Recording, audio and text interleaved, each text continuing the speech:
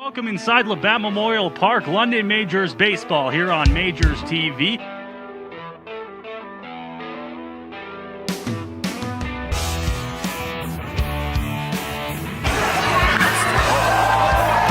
Majors win! The Majors walk it up!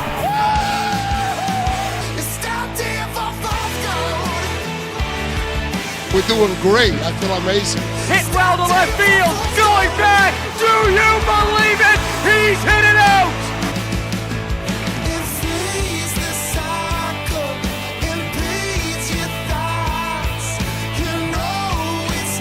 Marching towards third. Here's the relay from Hernandez. Not in time.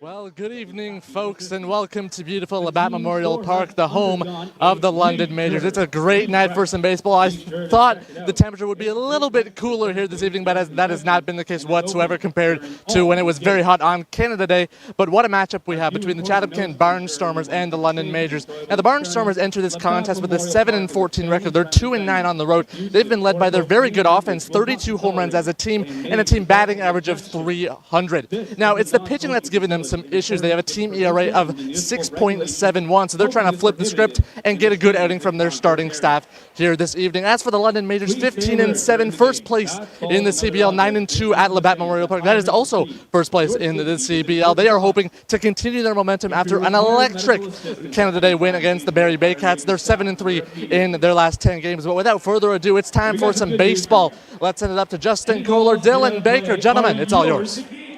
Evan, thank you. It is a sweltering Friday evening here from Labatt Memorial Park, but good to be along with you from high above field level here at Labatt Park. Dylan Baker, Justin Koehler. You just saw Evan Frederickson, the third voice in our crew. The Majors taking on the Chatham Barnstormers for the third time this year, Justin. It's been mixed results against this team so far, 1-1, and some dramatics the last time the two faced off. Yeah, you can definitely say that again. And on paper, you would think that it would be a bit more separate in terms of how those games have gone, but you got to attribute it to some solid offense. You heard Evan mention it there, some tough pitching at times for the Chatham Barnstormers, but plenty of good stuff. It should make for a really good contest on paper. We'll see how it results in terms of the actual game itself, but a lot of competition so far between these two teams in this 2026 season. Absolutely. Some of the closest teams in terms of geography in the CBL, London and Chatham Kent. So there is that natural geographical rivalry as well between the two sides as they face off once again here today at Labatt Park. Expecting another good one.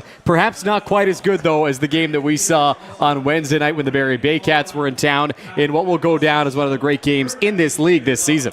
Yeah, we're still recovering a little bit up here from just how good of a game that was. A pretty lengthy one, very back and forth at times, come from behind to tie things up for Barrie, and then, of course, the big walk-off as well. What a way to wrap up Canada Day, even before the fireworks got going. And yeah, like I said, we're still recovering a bit up here from that big day. Absolutely. Victor Payano got the start, and the Majors were looking for a stopper. They had gone through a few consecutive games where the pitching really struggled. They gave up 11 runs in back-to-back contests against the Hamilton Cardinals, and Payano delivered exactly what the Majors needed. Well, he's the ace for a reason, and he's the pitching coach on this team for a very good reason. He's got the know-how, he's got the stuff, and it was a very vintage Payano start, to say the least. Plenty of strikeouts, double-digit strikeouts. The first so far this season for him to touch those numbers, and then it really just kept going from there. The rest of the pitching staff that we saw for the Majors was sharp and arguably elite at times as well. Absolutely. Zach Laird, some key innings late in the 9th and 10th innings. The offense coming from a somewhat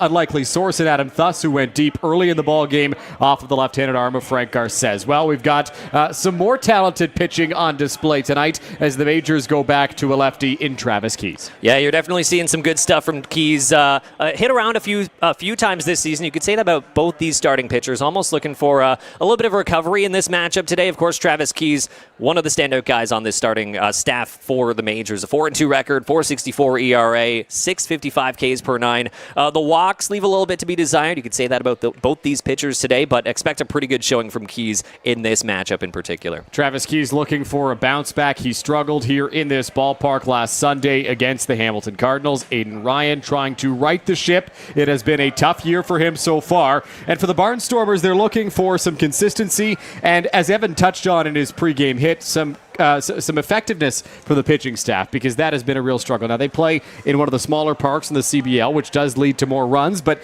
they were beating the Brantford Red Sox on the road on Wednesday, and Brantford stormed all the way back to win that game. So the pitching has been a thorn in the side for manager Dom Nadal. 100%. You can say the same thing at times for the majors in terms of having a tough time pushing through those really close games. That Canada Day one was a really big win in that category for the majors. But yeah, when you look at the numbers for Chatham Kent, their run differential would actually have them a few places above where they are in the standings, all said and done. And like you mentioned, a lot of that is attributed to the offense, the ballpark that they're playing in.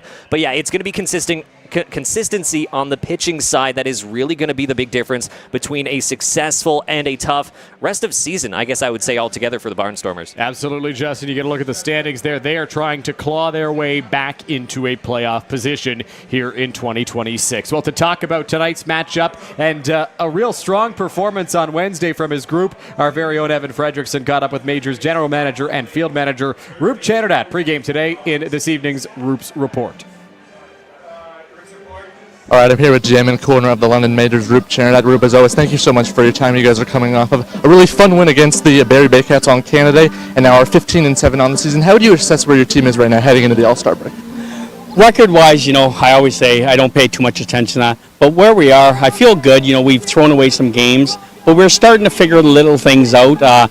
We have to learn how to win close games. We did that the other night, Still, our goal is the same. That doesn't change. We got to get good pitching, good defense, and the hitting will take care of itself. So we just want to keep shoring up that, get better with that as a group, as a unit. We want to keep getting better as we go along. You've got Travis Keys on the mound here this evening, who's coming off a tough one against the Cardinals. What adjustments are you hoping that he makes against this Barnstormers lineup? Establishes off speed early for strikes, and then play off the fastball. So if he does that, Keys is a warrior, one of the best pitchers in the league. So we just want to establish his off speed and then work off that. Your offense had some good at-bats against the Baycats pitching staff. What are the keys to kind of find that consistency against Aiden Ryan? Well, you just said it. We got to be consistent for 9 innings. We've shown flashes a few innings of putting up some runs. So I want him more consistent. Our lineup's a pretty good lineup. So with Aiden Ryan, you want to get him early in the count. He's the guy that throws a lot of fastballs early. Then he gets ahead and he relies on his breaking ball. So we're going to try to get on him early in the fastball counts and then go from there. Roop, as always, thanks so much. Good luck tonight. Thanks for having me. That was our Roop's Report for today's game, along with Evan Fredrickson. Roop talking about the big matchup tonight against the Barnstormers, as well as a massive victory for his group on Wednesday against the Barrie Baycats. Well, Justin had the chance to catch up with Majors outfielder Ryder Hancock, a real interesting guy in this week's edition of Clubhouse Conversations.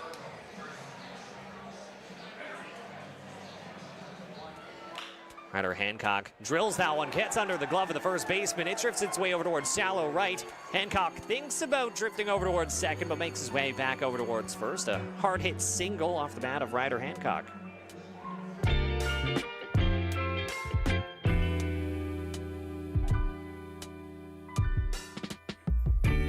I was looking through some of your stats. You combined juniors, seniors, you racked up 67 hits, walked 28 times, and struck out just a total of 18 times. Can you talk about just how hard of a skill that plate discipline as a mechanic is to develop as a player? It's definitely been a trait throughout my career that I've leaned on. And for me, it's actually about being less defensive and more offensive. If you're ready to attack pitches in the zone early in counts, you don't find yourself in as many 2-strike counts, and you got to remember that you're on offense. With the jump in league has also become a big jump in analytics tracking. Is that something that you focus on mentally as a player, or do you find it to be a little bit of a distraction at times? I personally think the analytics are great. I think that strategically it's great to have, especially from an organizational standpoint. However, for me, I actually try to stay away from them. I like to create a headspace where I'm a pure competitor and that I'm in control of my destiny a little bit. And I think that I've had great teammates throughout the years that they love looking at their stats and figuring out what's going on. But for me, I need to feel sure about myself before I come to the field that day and know I've got a chance, and I'm not going to let my confidence be dictated by certain analytics for that. So while it is good to gather data to make adjustments and create strategy, when it comes time to compete, it's time to just roll. Can you talk about the relationship that you guys have on a regular basis with your skipper, Roop? Yeah, for sure. It's awesome having someone like Root, because you know, if you have a question, if you have something you need to know about the game specifically or the league in general, the guy knows it all. He's been here for so long. I love being part of a little faster team, and we're always looking to cause some chaos. And so as we're kind of starting to wrap up some of these questions for you, were there any learning curves that you had to navigate jumping in with the majors and the Canadian Baseball League as a whole? Oh, I mean, honestly, all good things, but absolutely. How we're traveling, how we're carrying ourselves as a team, coming from being a student athlete into being a professional. There's plenty of little nuances that I'm learning about, but I've never had one of the older guys talk down me for asking a question, and these first 3 weeks has been awesome. Just get to know the guys and get to know kind of what being in the CBL is like, so yeah. I really appreciate your time. Thanks so much for talking. Appreciate it, yes. Appreciate it. Thank you.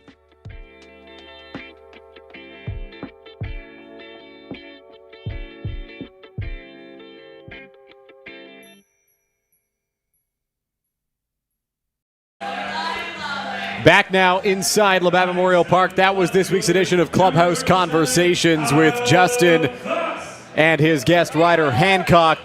Justin, Ryder, a really interesting guy to talk to and hear from. Yeah, you could definitely say that again. I would argue that between him and Skylar Janice, the amount of smiles emanating from those two are second to none. An incredibly positive and incredibly optimistic guy. I love getting to chat with him about life in general. Just really nice conversations with him. It was really good, as you heard in there, really good to talk with him about the analytics side of the game and how for some players it's really, really valuable, and for some players it's a bit of a distraction at times. And that's almost the general consensus I've gotten from a lot of the team. So it was nice to hear his perspective on what he thought of the pros and cons of something like that in this league.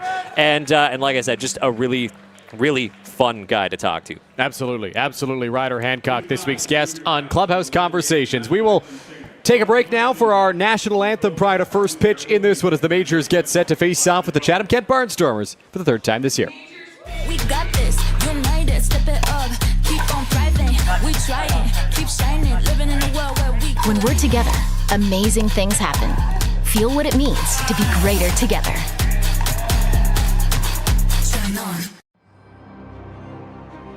Everyone dreams of being great. Only a select few can be iconic. But only one is chosen.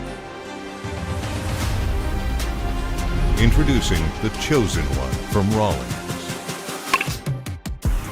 The all-new one-piece composite iteration of the top-rated and established Icon BB Core bat.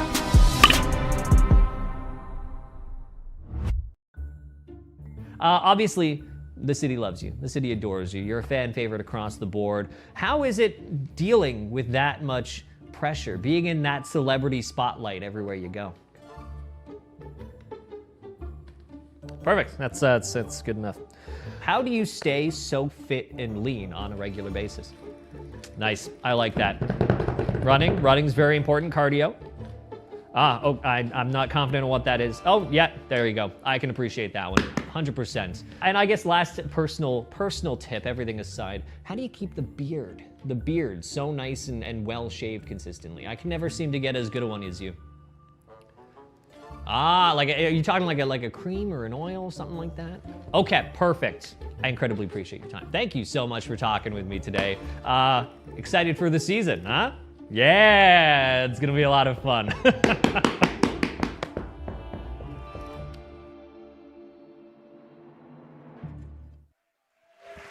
Back now at Labatt Memorial Park, anthem complete. We are nearly set for baseball between the London Majors and the Chatham Kent Barnstormers.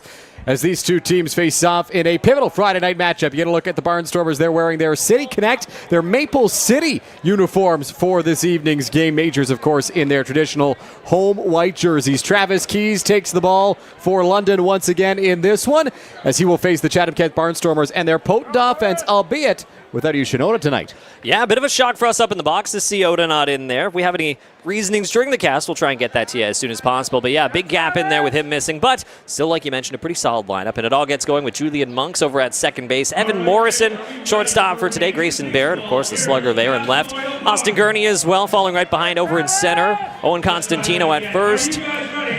Ayat Ansari, the catcher for today. Andy Groening at third. Spencer Morin over in right. And then to round things out, Kian Johnston, the DH for today. All behind Aiden Ryan, the pitcher for today. So yeah, pretty solid lineup. Some solid names offensively in the mix as well, particularly when you look at Morrison, Barrett, Gurney. Some pretty solid numbers coming from them. And they'll be looking to get things going against Travis Keys on the mound for the Majors. Absolutely. Justin Keys takes the ball after a tougher outing, especially by his standards on Sunday against the Hamilton Cardinals. That kind of inflated his earned run average a little bit, but looking to get back to what we have seen time and time again from Travis Keys in the Intercounty Baseball League, now in the Canadian Baseball League. He has been about the same guy since he joined the London Majors. That is a consistent, reliable, and effective arm.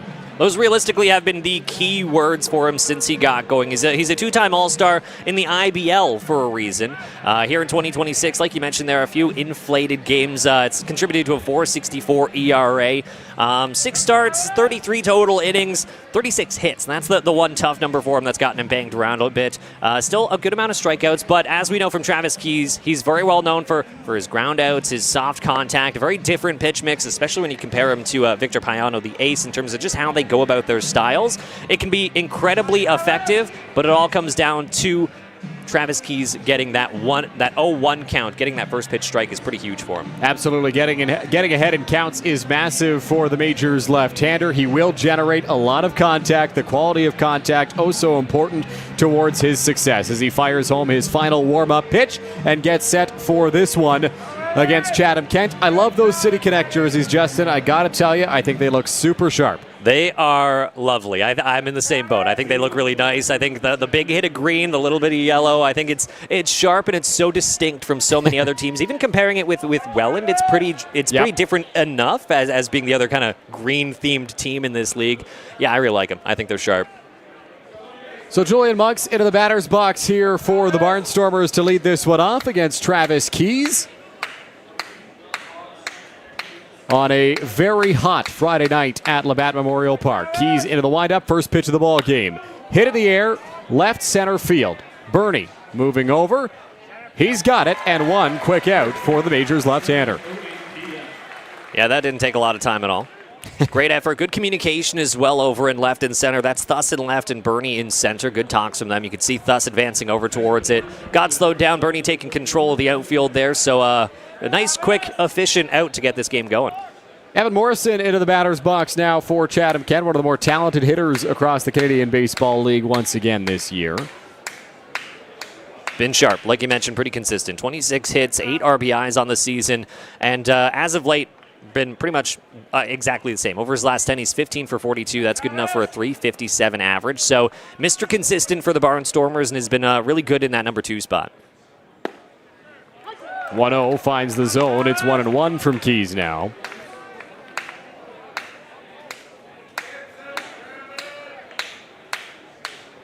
Left-hander delivers, breaking ball. Morrison swings right through it, and it's 1-2.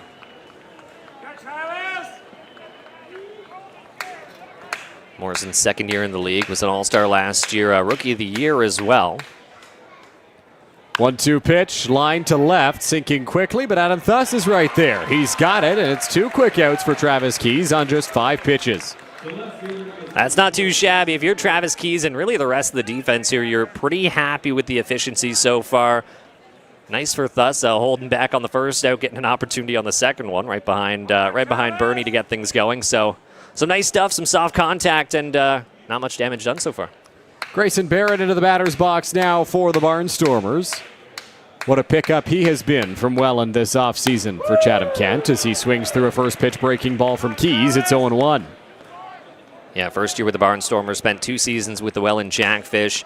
Numbers so far this season have been pretty standout. In 2024, he had 306, 2025, 296. This year in comparison, at least 50 points higher, 352 average, and the slugging OPS number is pretty high as well. So yeah, like you said, a standout pickup for the Barnstormers this season. He's behind in the count here against Travis Keys, 0-2. Keys wants a fresh baseball before delivering the 0-2 pitch.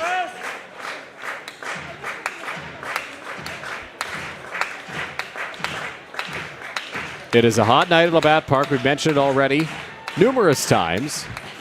I'm sure the sweat for Keys can play a factor as he works into the windup here with the 0-2.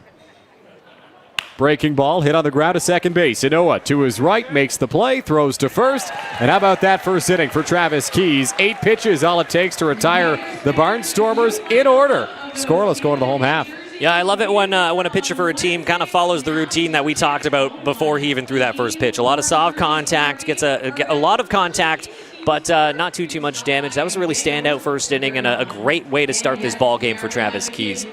Absolutely, Justin. Keys effective in the first after he had a tougher first inning against Hamilton. Got off to a rough start, allowed 4 runs in the first on Sunday. A very strong bounce-back first inning. As you get a look at the man that will oppose him on the mound, it is Aiden Ryan taking the hill for Chatham Kent. He's got an inflated ERA this season, as you see on your screen, 9.30 with a 1.92 whip. Has allowed a lot of base runners this year. Will be trying to keep the majors off the base paths, and that is no easy task. We talked about how strong the Barnstormers are offensively. Well, the majors have been just as good, if not better, this season at the plate, and here is how they are lining up to face the right-hander Ryan tonight. All gets going. A lot of it fairly similar to what we've seen in the past for the majors. Michael Liscato, the leadoff spot.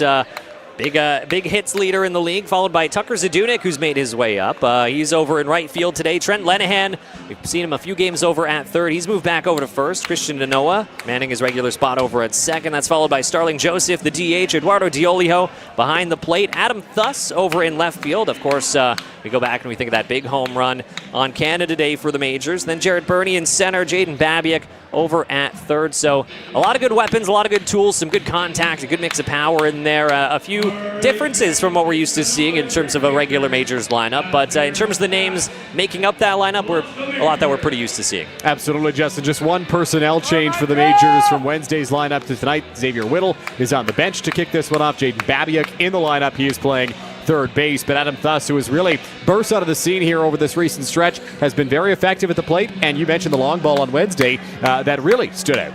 Oh, 100%. It was a big difference maker for the majors, a big momentum swing early on in the second inning on Wednesday. Not the first big home run we've seen from Thuss, and the power has really been making itself known. Hard to take him out of the lineup in any circumstance when he's hitting the way he has in some clutch moments like he did on Wednesday. A big name over in left. Michael Escada will lead things off for the majors in this one. Batting average over 400 this season, has been one of the more effective hitters across the Canadian Baseball League. Will be an all-star starter in Chatham next week. One of 9 majors all-stars. They've nearly got the entire infield covered in terms of starters. And Tucker Zadunik gets a nod as a starter as well in the outfield, as that one's fouled back by Escato. It's 1-1. Yeah, I remember sorting through the hits on social media from the CBL when they made that announcement, and scrolling through, it was major, and I almost thought it was going to be the entire infield, but majors will settle with being the leaders in the All-Star category this season. Obviously, some great names, great spot in the standings as well. This one on the ground at shortstop. Morrison charges on the run, throw to first, not in time. Escato uses his speed, he beats it out. It's an infield hit for the first hit of the ball game for either side. Yeah, we know how much speed is all across this majors lineup. Escato, good hustle over towards first. Good attempt on the throw, but a little bit high. If it was a bit more of a liner, a bit more pinpoint over towards first, there might have been a chance, but he gave Michael Escato a little bit of an opening, and he made the most of it, and now he's standing over at first. The call over at first made by Bob Blake. He is the first base umpire for today's game. The home plate umpire that you see on your screen there is Isaac Zivchuk. The third base umpire and the crew chief is Rob Stevenson. here at the ballpark this evening. Tucker Zadunik into the batter's box in the 2-hole against the right-handed arm after dropping down against the lefty Frank Garces on Wednesday. Takes a first pitch strike and asks if that's the extent of the strike zone there tonight. Zadunik been pretty trustworthy across the board. Some great defense over and right. Solid contact. Good little hit of power in there. 6 home runs on the season. 17 RBIs as well. Chops this one on the ground foul. Zadunik has always been a talented offensive player for the majors, but this season his offensive game has taken a big step up. He's been a very effective bat for them, one of the best in the CBL on the year. And a real threat at the top of the majors order, or in the 6th spot, if that's where Rube Chandler likes to put him, depending on the matchup on the mound. You know, it's a good sign for the majors when, for today, the lineup, your first 6 batters, the lowest average is 321. Pretty incredible stuff. Really good bat-to-ball skills across the board for the majors. Zadunik fouls this one off, and so the count will remain at no balls and 2 strikes. Bit of a thinner crowd tonight than what we saw on Canada Day on Wednesday. That likely to do in large part with the heat around this evening. Not only did the rain on Wednesday cool some things off, but the fireworks will always draw people out no matter how hot it is. Yeah, I was definitely going to say Wednesday was hot, and I think technically humidity-wise, total, it was a little bit warmer. And Michael Escato has been picked off for the 2nd time in as many games. Escato took a step towards second when Ryan moved, and he gets picked off at first. You know, especially with a righty on the mound, sometimes you can let your guard down a little bit in terms of that gap that you're leaving between yourself and the first base bag. We know Escato has speed. We saw it in terms of how he got on, but you can't let your guard down in a play like that. And yeah, 2nd time in as many games we've seen that happen. Zadunik putting together a pretty good battle right now, fouling that one off. We've been told the attendance, by the way, from Wednesday night, just to go back to that conversation, was 4,198, and it felt like it. It was quite the crowd on hand here at Labatt Park.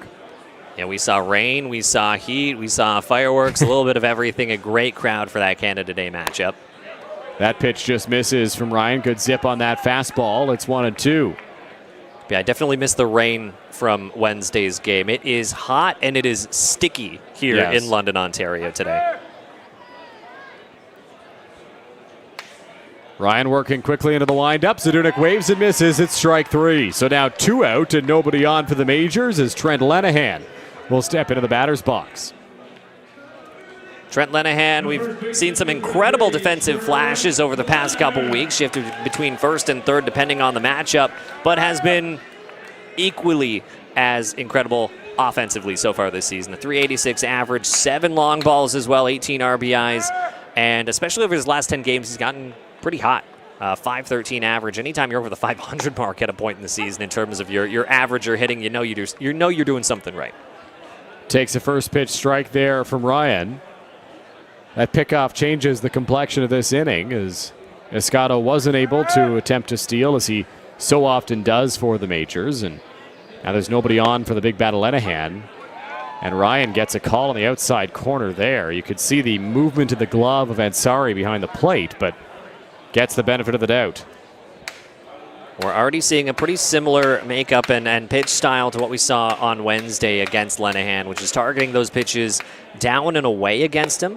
We saw him swing and miss at a few, especially early on against Garces in that game on Wednesday. It looks like we're not seeing terribly different from Ryan so far. Takes a pitch well above the strike zone there. It's 1-2. Ryan pitching with some confidence out there right now. Looking to set down Lenahan and end the inning. 1-2 pitch off the plate outside. Ansari thought he got the strike call, but it misses for ball 2. See, I think that's the call that we were expecting on that earlier pitch. But, I think if that would have been called a strike, Justin, we would have seen Trent Lenahan get thrown out of this game. I think you are exactly right. 2-2. Fouled off, and the count remains 2 balls and 2 strikes. Good job there to at least get bat to ball and stay alive in this one. Anytime you have someone thrown out on the base pass, especially early on, it can be a bit of a momentum killer. So any opportunity that the majors have to try and shift things back in their favor, they're going to really leap at it, especially early on. 2-2, 2 out. Here's the pitch from Ryan on the way. Upstairs, ball 3. So from 0-2 to 3-2, Lenahan working the count here.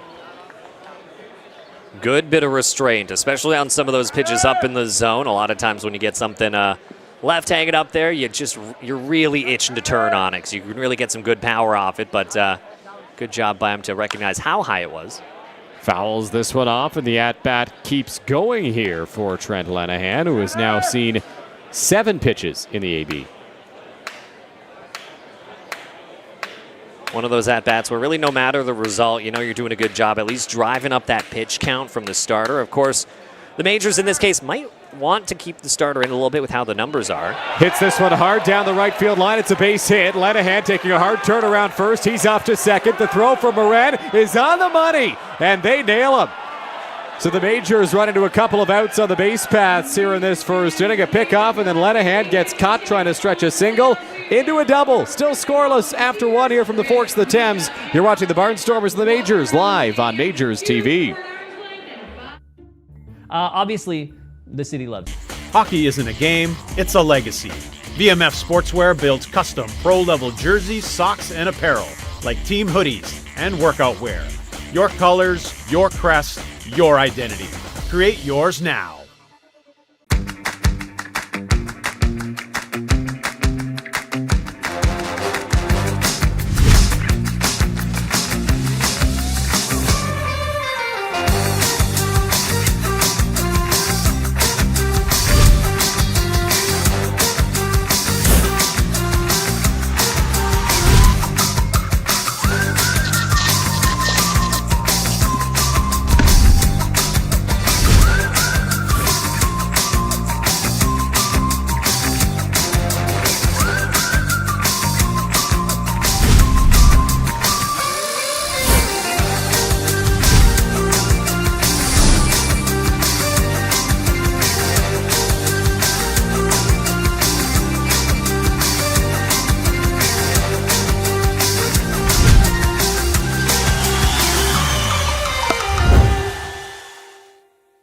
Canada's ball teams deserve uniforms built to win. VMF Sportswear delivers custom jerseys, pants, and caps. Level up your look with custom team apparel.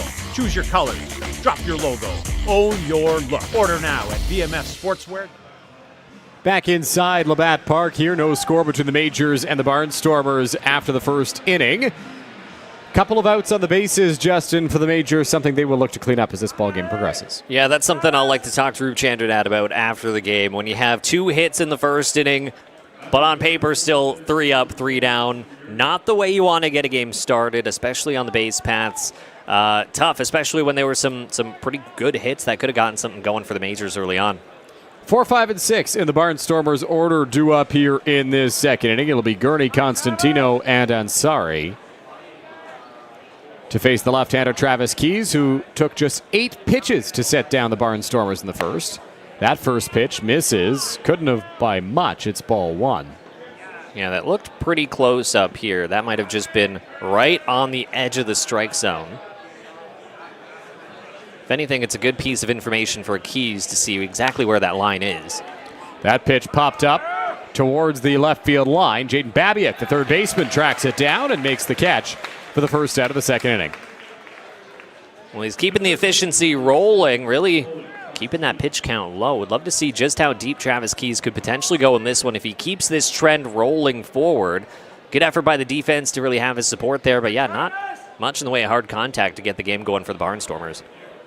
Owen Constantino into the batter's box now for Chatham Kent. Got to look at the numbers just before he stepped up to the plate. Has been mashing the baseball this season. First pitch he sees from Keys is a breaking ball that misses on the inside part of the plate. It is ball 1. Yeah, and what an improvement from last season in particular. In 2025 with the Barnstormers, he bat .228. This year, .375. So a pretty crazy jump for him. Just racking up RBIs, racking up some hits, some solid contact as well. Not much to complain about for Constantino on the season so far. 2-0 misses as well, so 3 balls and no strikes now. Keys working carefully to Constantino so far. It's a good call, especially with a guy whose average is as high as it is. The OPS 1084. Might not be the worst to move around him, but you still kind of want to attack a little bit early on. That pitch misses. Close on the corner again, but doesn't get the call, and so Constantino will reach base with one out here in the top of the second inning, and that'll bring up Ayad Ansari. Some good restraint so far, especially early on. We were talking about how hot, how sticky it is. It might be a bit tougher in terms of figuring out the grips, the accuracy when it comes to getting that ball to the plate. But especially when we were just talking about his efficiency numbers, that's not the cleanest for Keys to get the inning going. Gets a first pitch strike there on Ansari, a breaking ball that loops in.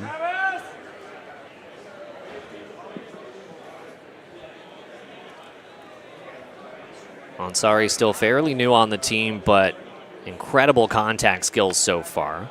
538 so far, 7 for 13 in total.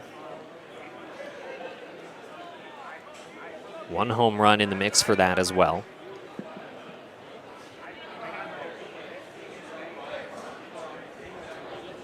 Keys ready.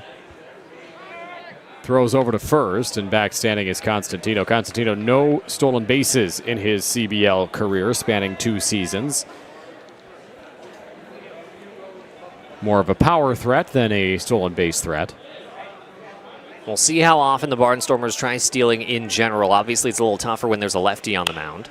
That one flared in left center field. It's going to get down for a base hit, thus over to cut it off, and so station to station go the Barnstormers. They've got runners at first and second here with one out. If you're the Barnstormers, that's really what you got to do and try to consistently do against Travis Keys. Obviously, we've been talking a lot about how Keys doesn't really get a lot of hard power. The best thing that you can do is try and go for some small ball against him, hit it to those open parts across the field, wherever they are in terms of the defense, and just build on it from there, rack it up, trust the next man behind you. Realistically, that's probably one of the better ways to attack a starter like Travis Keys. Andy Groening into the batter's box now for the Barnstormers, trying to keep the line moving here against Keys. Chops this one foul. It's 0-1.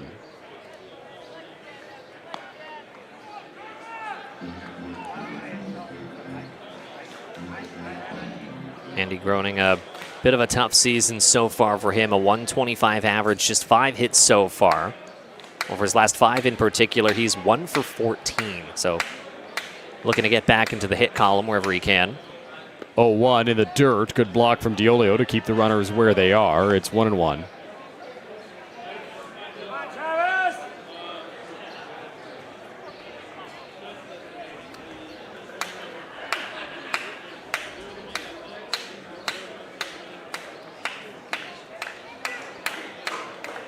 One pitch.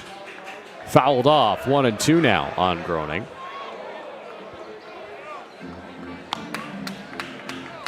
Keys always a candidate to roll a double play ball, but sure wouldn't mind a strikeout in this spot either. Yeah, you're definitely right. With his pitch mix, he does induce a lot of ground ball double plays. So big potential there. We'll see if he starts trying to target the lower part of the zone with some breaking pitches to try and go in that direction. 1-2 offer to Groening. On the ground, going to be a tough turn. It is foul. Hit off the foot of Groening in the batter's box. You can see he is in some pain down there. Trying to shake that one off. Never a fun one. Home plate umpire Isaac Zivchuk just going out there, giving him a little bit of time to recover. Doesn't look like he's too bad, but sometimes just the shock of it can wind you for a quick second.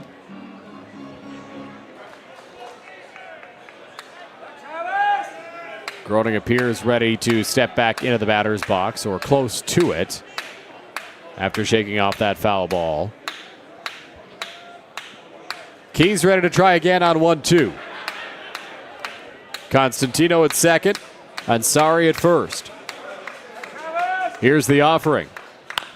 On the ground to third, could be 2. Babiak scoops it, goes to the bag for 1, across the diamond throw, pulls Lenahan off of first. So it'll be a fielder's choice and a force out at third base for the second out of the top of the second inning. I think it's a fair call. You might have had a bit more luck making the throw over towards second, then the throw to first. Sometimes just, even though it might seem close, making that shift over to third base to get the force out can seem a little bit faster, but it can go in either direction. But in any case, it is a win to get that lead runner out of here, keeping it at first and second instead of a man at third, potentially 90 feet away. Spencer Morin will step into the batter's box now for the Barnstormers. Made that great throw in the home half of the first inning to set down Trent Lenahan, trying to stretch a single into a double. Lefty-lefty matchup here for Keys. Pitch on its way, waves at it. They'll appeal. That's got to be the biggest layup that Rob Stevenson has ever had. It's 0-1. Yeah, it didn't seem like there were a lot of question marks from up here about which direction that was going to go in. But, you know, that's just us.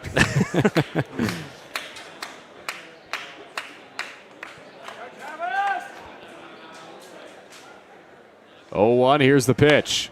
Fouled off. 0-2 in a hurry.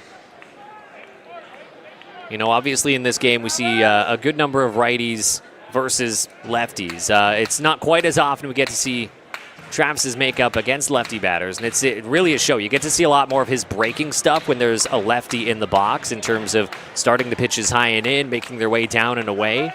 Some really, really good movement when there's a lefty on the box, and that's really where Travis can start to shine too. 0-2.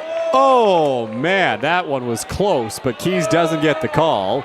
He can't believe it. It's 1-2. I think the whole infield thought that was strike three, but their opinions don't matter.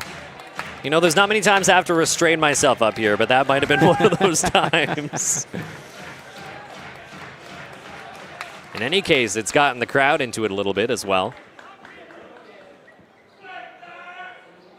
1-2 to Morin. Here's the pitch. Cue shot, foul. Try to get on 1-2. I like the makeup so far. We do have a few different options in terms of how Travis can go about this. Try and keep it low in the zone realistically with how he's throwing these pitches in the direction that these breaking pitches are going. Get some soft contact towards Babiak over at third, or maybe go upstairs with fastball. Try and induce that strikeout early on. The 1-2 on its way. Off the plate outside, 2-2. Crowd not happy about it, but you could see the glove movement from DiOlio trying to bring that one back. Definitely, at least from where I'm sitting, it looked like a ball at least right on the edge of the strike, so not far by very, very much, and a lot of that can come down to just the frame job as well from the catcher behind the plate in terms of how they received it. Like you mentioned there, yeah, it looked like DiOlio had to shift his glove a little bit, and when an umpire sees that movement, sometimes that can be enough to shift the call in the other direction. 2-2 out here in the top of the second inning. Keys trying to strand a couple of runners, including one in scoring position. The 2-2 pitch. Called strike three. Keys gets the call he was looking for and ends the inning with a punch out.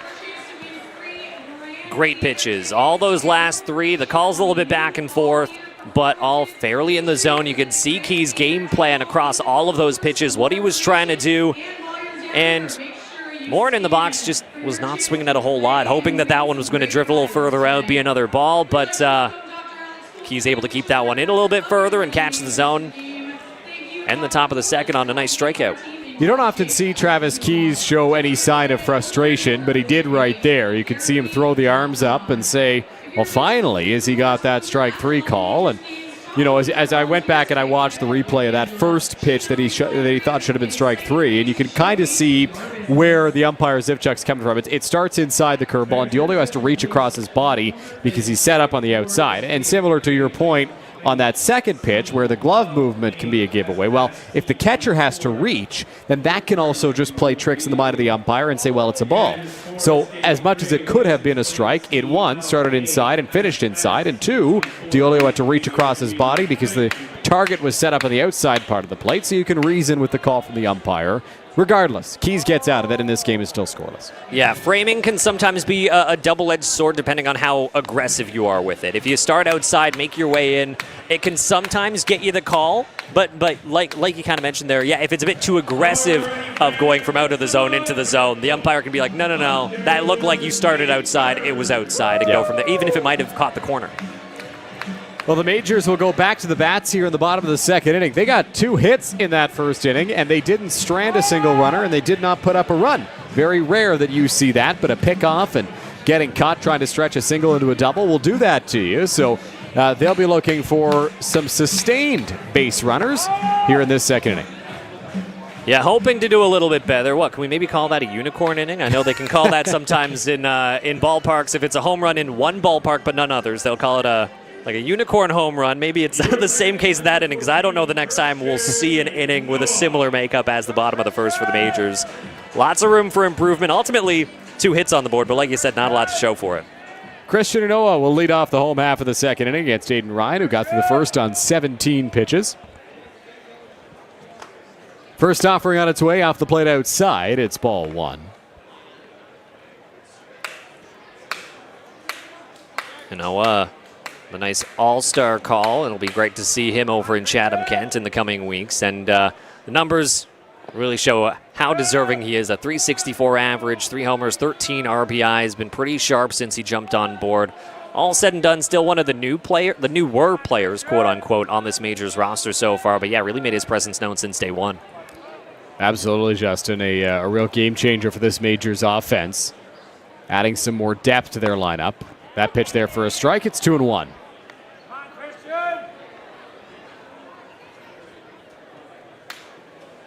And one of those big difference makers in the box offensively. A big reason they've been doing well defensively at second as well. This one popped up, shallow right field. Monks goes out, he makes the catch, and there's one away here in the home half of the second inning. Good pitch, good mix there. Not really a whole lot that you can do on a pitch like that, depending on where the swing is. We're seeing some pretty solid stuff from Ryan. Obviously, a couple hits on the board, but no damage done. Good heads up on the base paths as well, which can sometimes be a little bit slept on in terms of holding those runners, trying to get someone out over at first. Starling Joseph, the hero from Wednesday night, into the batter's box now for the Majors.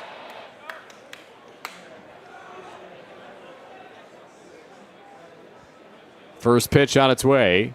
In the dirt, skips to the backstop. It's ball 1.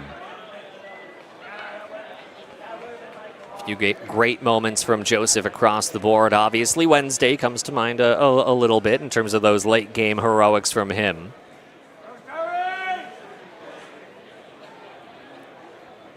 Really, on the whole, though, he's been very effective over recent games. Ahead in the count, 2-0 here.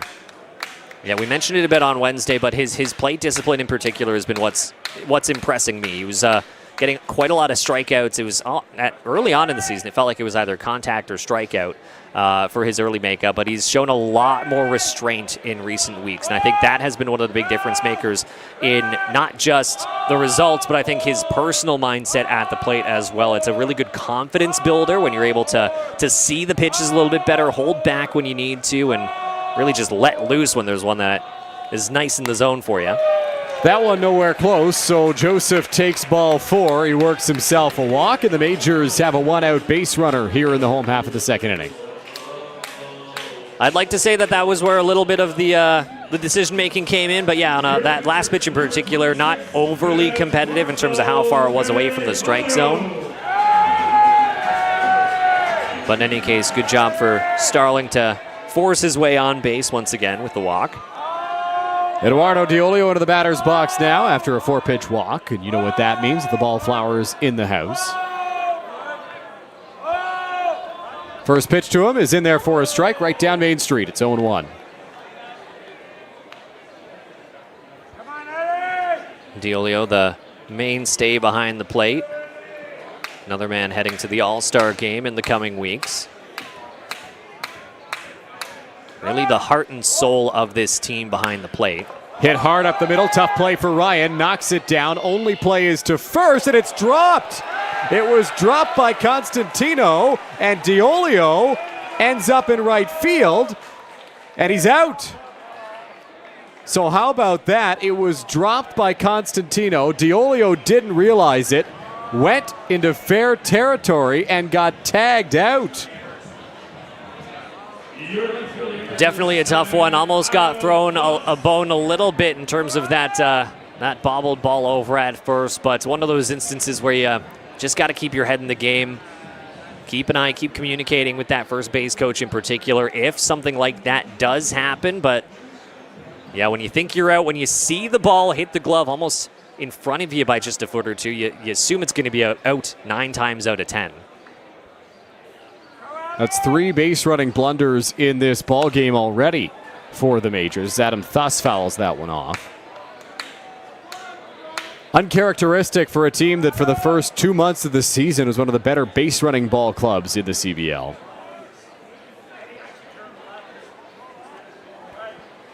Joseph still in scoring position here for Thuss.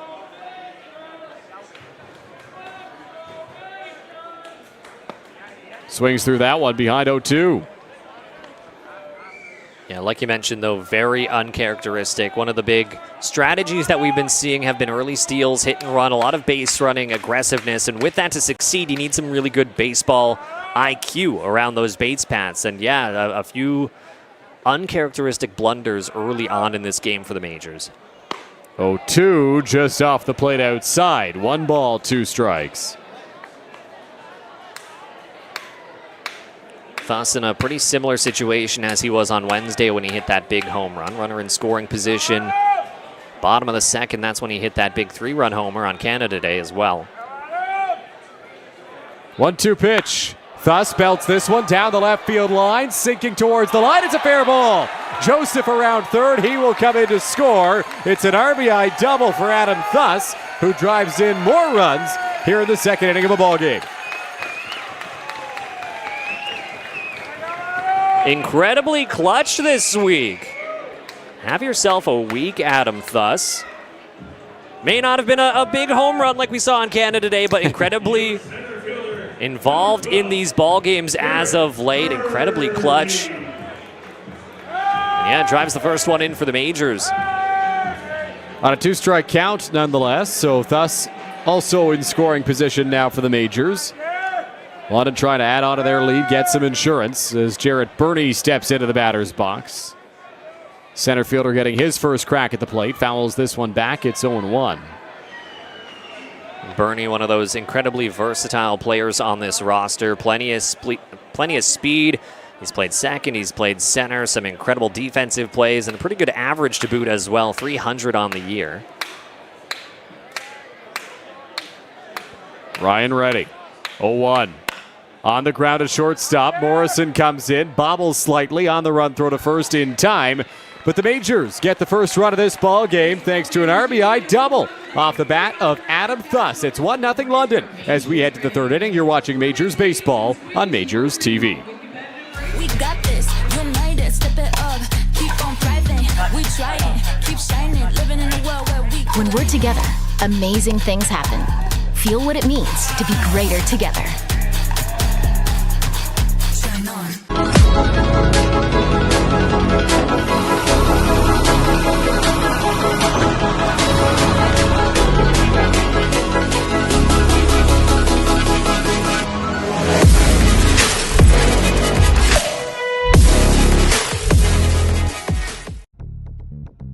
Smoke alarms expire after 10 years. Check the date and test your smoke alarm today. A working smoke alarm is a gift the whole family can enjoy. Follow us online at LDNONT Fire.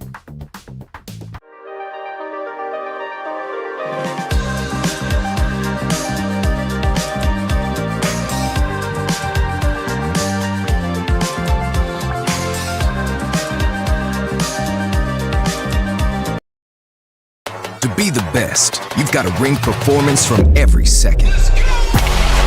The game is getting faster every season. So Rawlings made a time machine to help you keep up. Introducing the all-new Velo ACP. It's light, it's balanced, so you can pick your pitch, drive the ball with maximum exit velocity. The game's gotten faster. Your bat has too. Back inside Labatt Memorial Park here on this very hot Friday night at the Forks of the Thames. Travis Keys back out to the mound for his third inning of work in this ball game. Keys has been solid through 2 innings. Had a little bit of traffic on the base paths in the top of the second, but was able to wiggle out of it with a strikeout to end the inning. And it'll be the bottom of the order for the Barnstormers. Kean Johnson will step into the batter's box before turning things back to the top. Yeah, a couple dicey moments for both these pitchers so far, but you know what? I like a good little bit of competition. You know, we've seen across the league so far a few different blowouts, a couple tough games here and there. I love a good little back and forth. I'll always be the first to say that. First pitch fouled straight back at the backstop by Johnston. It's 0-1.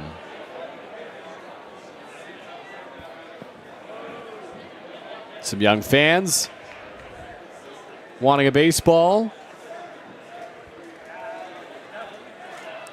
I believe those are Milton Mets hats and shirts. If I know my minor baseball teams correctly, that pitch misses. It's 1-1. Good eye, good eye. That's what happens when you have a brother that played minor baseball for so many years and you were coaching against the Milton Mets a few times. Pitches are called strike 1 and 2. See, I was a self-taught baseball fan. You know, I didn't really come from a big baseball family. I had to figure it all out on my own. Which, you know, had its pros and cons. 1-2 pitch on the way. Pitch in the dirt, check swing, did not go, says the first base umpire Bob Blake. And the count now 2-2.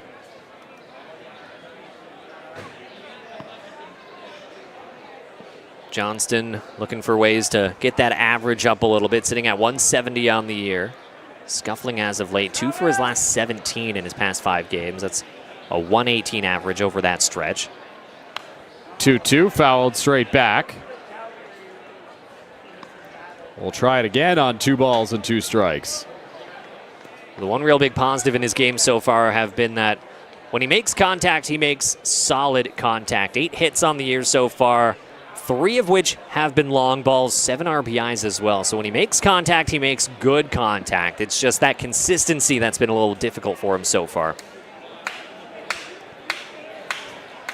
2-2 count. Here's the pitch. In the dirt. It's a chunk out of the home plate umpire, Isaac Zivchuk, off the arm, and he's in some pain here. Diolio couldn't get in front of it. And now Zivchuk going to be checked on here by his umpiring crew and the Majors training staff. An incredibly tough spot to get hit. Incredibly soft skin, soft muscle tissue in that area. If you get one, sometimes not even that hard, it can almost ring up your arm. Incredibly uncomfortable. We'll see. Umpires are protected in a lot of where they could get hit, but the one place they're not in the slightest is the lower arms. The forearm area and the elbows. Even if you see an umpire in a jacket or a long sleeve, there's no padding there, and certainly vulnerable. One with masks on, especially in terms of communicating calls, communicating balls, strikes, even just communicating back and forth with the other umpires on the field. You need your arms to communicate it. So I feel like any protection, any padding would just get in the way of that and almost hinder the experience, not just for the players, but also for fans out in the stands to see things clearly as well, not to mention us in these broadcast booths as well. So you understand in some ways why there's not as much protection on an area like the forearm, on the arms in general. But yeah, it can very rarely lead to situations like this. And yeah, you just hope he's okay. Still being checked out by the Majors training staff here as Travis Keys looks on and awaits a return to play here. Keys got ahead of Johnston early in the count, but now in a 3-2 count here. The last pitch, not particularly close. Got some messages in our chat here about some weather warnings down in Chatham, Kent area. I did take a look at the radar, and it's saying that it'll roll into London around 10 o'clock because the big part of the storm that's getting Chatham will miss London. And it's kind of the trailer that will hit London around 10. That's your Environment Canada weather forecast for today's game. Yeah, it's been a little all over the place today. Chatham getting their own storm. Kitchener had a pretty bad one this morning as well. London somehow nicely dodging it. And speaking of dodging some tough situations, it looks like we're okay over at home plate. Isaac Zivchuk will remain in the game. That is good to see. After that ball took a real chunk out of him on the left arm. So Keys back to work against Johnston here in a 3-2 count with nobody out in the inning.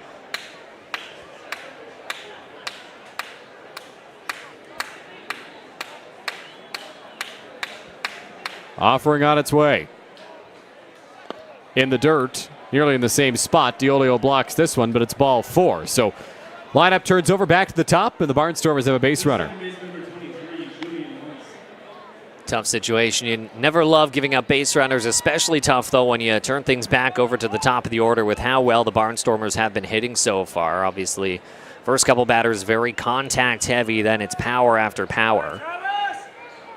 Look for Travis to try and shut things down. I wouldn't be too shocked if the next series of pitches were all pretty low in the zone.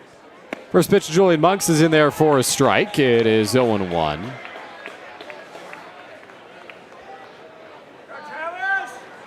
Almost looks like that pitch was exactly what Keys was trying to do on those previous 2 pitches. 0-1, scorched foul. 0-2 here.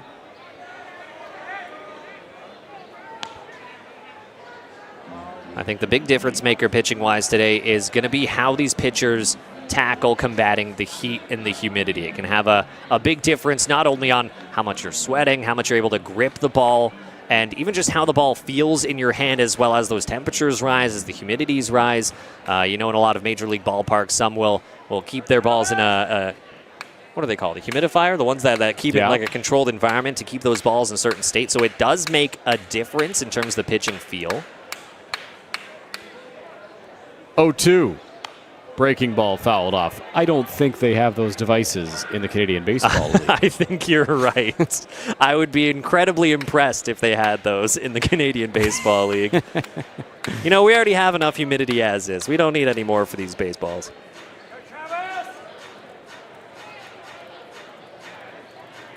Probably most likely to have it would be somewhere like Barrie, I would assume, a little further up north. A humidor. There we go. That's what I was trying to look for. Where the baseballs are kept.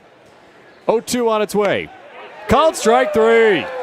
Keys freezes Monks, and there's one away.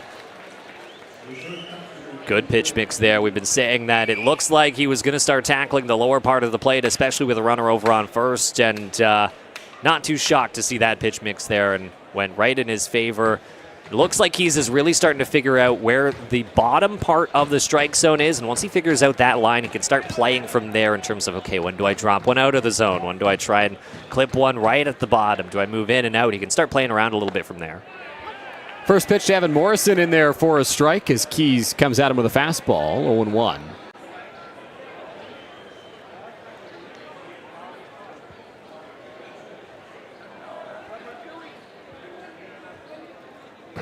Oh, 1 count. Here's the pitch. Morrison sends this one to left field. Thus has to come in and makes it on the run catch.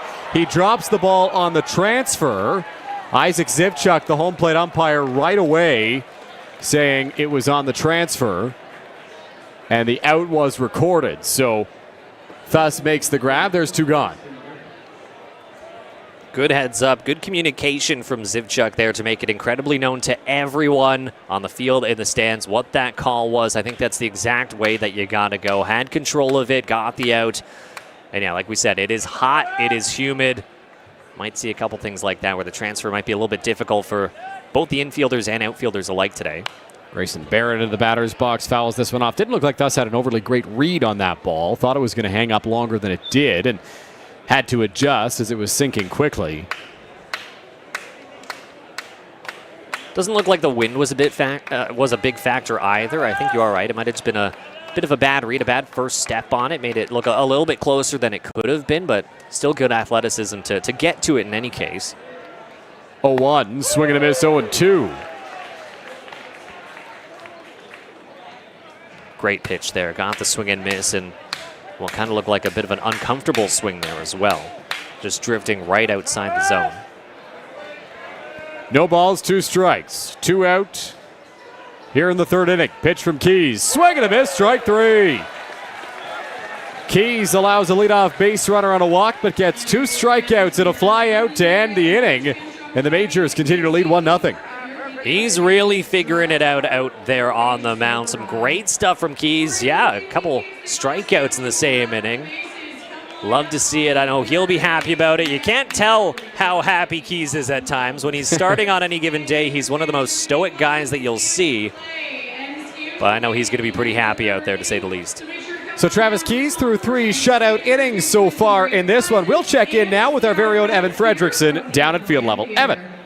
Gentlemen, thank you very much. The pitching staff has been a huge part as to why the Majors are first place in the CBL. I had a chance to do some research on some advanced stats, and obviously these stats are not prior to today, but the Majors pitching staff, 194 and 2/3 innings, which is tied for second in the CBL, 196 strikeouts tied for first, and they've also walked the second fewest in the CBL with 61. That is compiled to a 5.5 maple. I'd say that's pretty darn good considering the ups and downs the Majors pitching staff has had. Now, obviously, there's still a lot of season left, but obviously there's still a lot to go, and I think Roop Chanardad would be lovely, as he has said a lot. If you have good pitching, you're going to be a good team in this league, guys. Thank you, Evan. Good pitching leads to success no matter what league you're in. The CBL, no different, as the teams with the best pitching staffs are near the top of the standings right now in the Canadian Baseball League. Yeah, not a big shocker when you got a good guy on the mound getting you consistent games, consistent wins. It all trickles down from there. They're in the middle of the diamond, and really when they're on the mound any given day, they are the centerpiece of the team. Yeah, if your pitcher starts to struggle, it just trickles down from there. So any consistent start, any good matchup that you get, strikeouts, some outs, always a big contributor to any team and can sometimes be the big igniter to get the offense going as well. Majors trying to get the offense going once again here in the 3rd inning. They put up a run on an RBI double from Adam Thuss in the 2nd. It'll be 9-1-2 in the order. That's Babiuk, Escato, and Zadunik for the Majors tonight. Babiuk takes the first pitch, strike, it's 0-1. Babiuk, pretty solid bat-to-ball skills this season, 255 average. Bit of a tough stretch as of late. Over his last 5, he's 3 for 15. That's a 200 average, so he'd love to improve that a little bit. But especially early on in the season, he had some pretty clutch hits. No home runs, but 10 RBIs in 14 hits. So when he is in the game, when he does have runners in scoring position, he can be incredibly productive. Swings through that pitch right there, and it's a 3-pitch strikeout for Aiden Ryan, which will turn things back to the top of the order with 1 out and nobody on here in the 3rd inning. Top of the order, maybe looking for a little bit of redemption. Obviously, we talked about it a bit earlier. 2 hits in the 1st inning, but 3 sat down. So in terms of the contact, the hit column, they've been doing pretty solid. It's just going to be the base paths in particular, if and when they get on, that they'll be looking to change in the game so far. Michael Escato takes the first pitch ball outside the zone, 1-0. Escato reached on an infield single in his first trip, then got picked off by Aiden Ryan at first.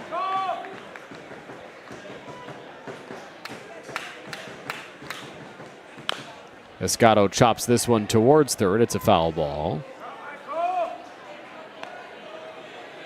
Again, we've talked about it a few times. Impressive numbers when it comes to the hits column. The Majors have 2 of the top 3 guys in the hits column, in that being Michael Escato and Trent Lenahan with 41 and 34 respectively.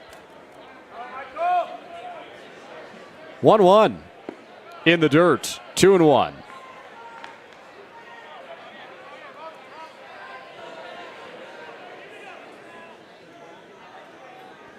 Two balls, 1 strike, the count here against Escato, offering on its way. Swing and a miss, 2-2. That was a beautiful pitch to watch right there. Started right in the zone, very high, plenty of late break in the zone as well. Really, really tough to square up, really hard to read as well if you're the guy in the box, especially with the righty-on-righty matchup right there. 2-2, Escato rolls over on this one, fouls it off, and so we'll try it again on 2 balls and 2 strikes.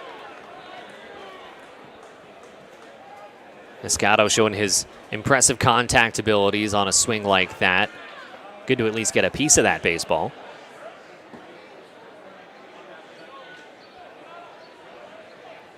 Two, 1 out in the inning. Here's the offering. Misses, just misses. Ooh. 3-2. Good pitch, better restraint from Escato in the box. From up here, that one almost could have gone either way, and I would have probably agreed with it in either direction. Impressive stuff so far. Escato sends this one to right center field. Long run for Gurney and Moret, and it falls in. So it's a bloop single for Michael Escato, and the Majors have a 1-out base runner. Plenty of hang time, to say the least, on that one, but almost perfectly split Gurney, Morin, and Monks there to really make it an almost impossible play for any of them to make with how the defense was lined up. So great spot to hit on the field. And just like that, the Majors trying to build some momentum once again. Would love to widen this lead. Tucker Zadunik in the batter's box. Wonder if Michael Escato will be running here. He certainly was going to be on the pickoff back in the first inning. He's running on the first pitch here. That pitch is low. Throw down to second. Not in time. So Escato swipes second base, and the Majors have a runner in scoring position with 1 out. I will admit, bit of a sigh of relief there with how we've been seeing the base running in this game so far. Obviously, we know Escato's speed. I think he wanted to flex it a little bit there to almost show everyone in the crowd, yeah, I can get a good steal here and there. 1-0 count here. Pitch to Zadunik on the way. Fouled off, and it is 1-1.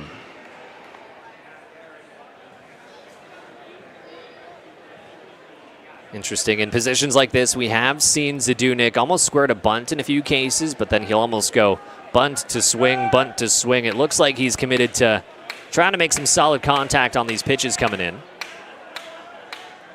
Runner in scoring position against a righty. I'd have to expect Zadunik will be swinging away. 2-1 the count. I've seen Zadunik have the ability to go both ways when he wants to. That is a pretty massive gap over in left center right now. But plenty of pull power coming from Zadunik as well. Barnstormers shading him that way, as you mentioned, Justin. That pitch off the plate outside. 3-1 the count.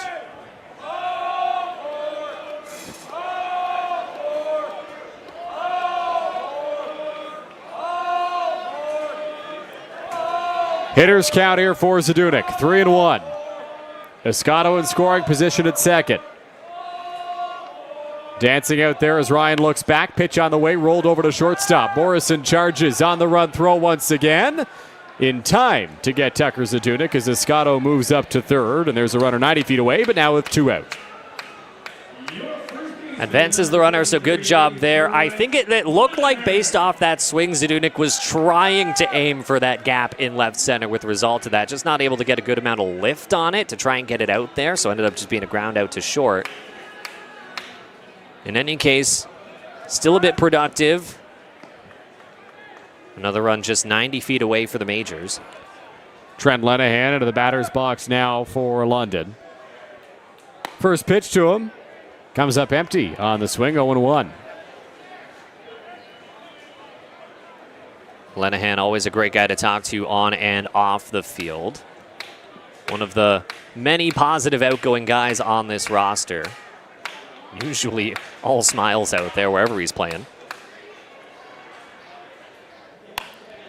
Lenahan flares this one, right field, and it'll drop in for a base hit. So a bloop single for Trent Lenahan, scores Michael Escato, and the Majors are up 2-0. Runs in back-to-back innings now. The Majors just chipping away where they can. Nothing too loud, no hard contact on the day so far. But sometimes they do incredibly well when they just trust the man behind them, go for some small ball play. We'll see if they start trying to tap into some of the hit and run strategies here to keep this momentum going, but a good start for the team. Christian Inoa into the batter's box. Majors now up 2. Lenahan aboard. The pitch, Inoa sends this one high in the air to left field. Tracking back is Barrett, looking up at the wall. That ball is out of here. Christian Anoa doubles the Majors lead. It's a 2-run home run. And London's now up 4-0. You know, Majors, I was just talking about how good small ball can be sometimes. They love proving me wrong, and I love being proven wrong. You love seeing a good clutch home run like that. And Noah, one of the key guys in that category. Great stuff. Impressive pop from the second baseman. So Anoa goes yard, and it's 4-0 London as Starling Joseph will step into the batter's box now.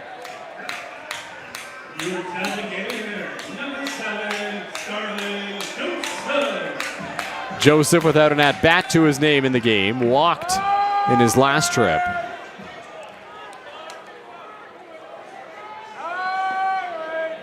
Majors up to 6 hits in the ball game.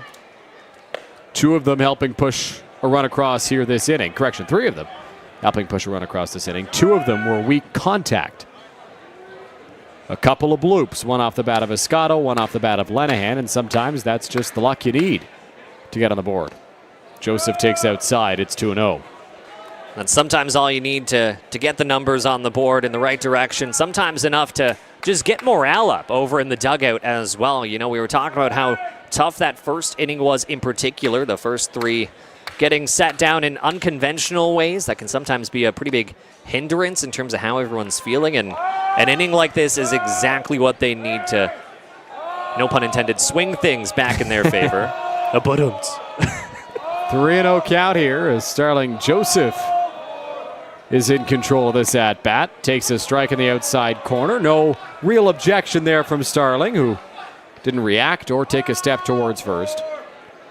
Yeah, one of those counts where when you've got a 4-0 lead, you're really not going to be swinging at much of anything.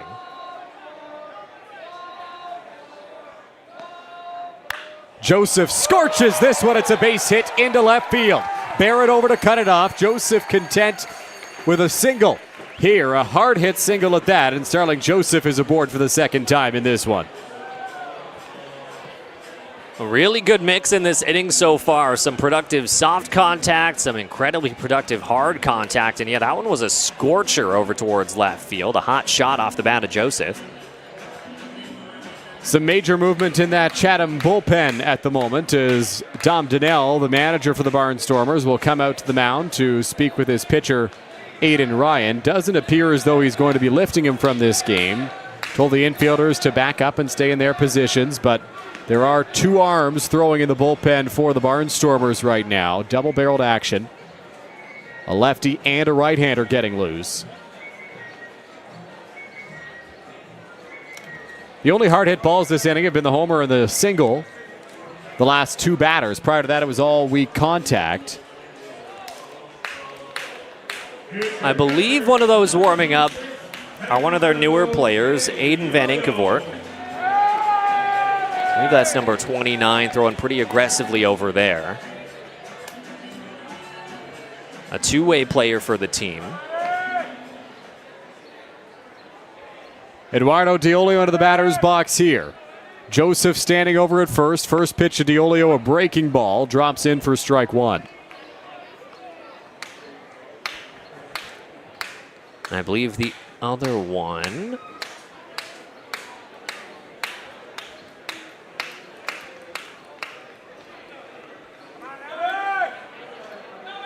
I believe the other one is Yoya Oe. That pitch fouled off, 0-2. So it looks like the 2 were both starting to throw pretty aggressively. I think it'll ultimately come down to the pitching matchup will be the big decider, at least is my guess. 0-2 count, 2 out here in the bottom of the 3rd inning. 3 runs already across in the frame for the Majors. Pitch from Ryan, nowhere close, sails to the backstop. Joseph will pull into second on the wild pitch.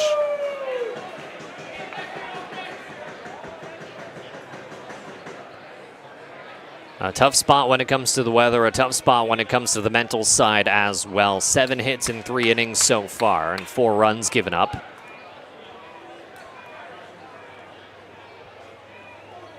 Again, we've been talking about the lack of consistency, I guess I would say, when it comes to the Barnstormers pitching side. Plenty of positives on the offensive end.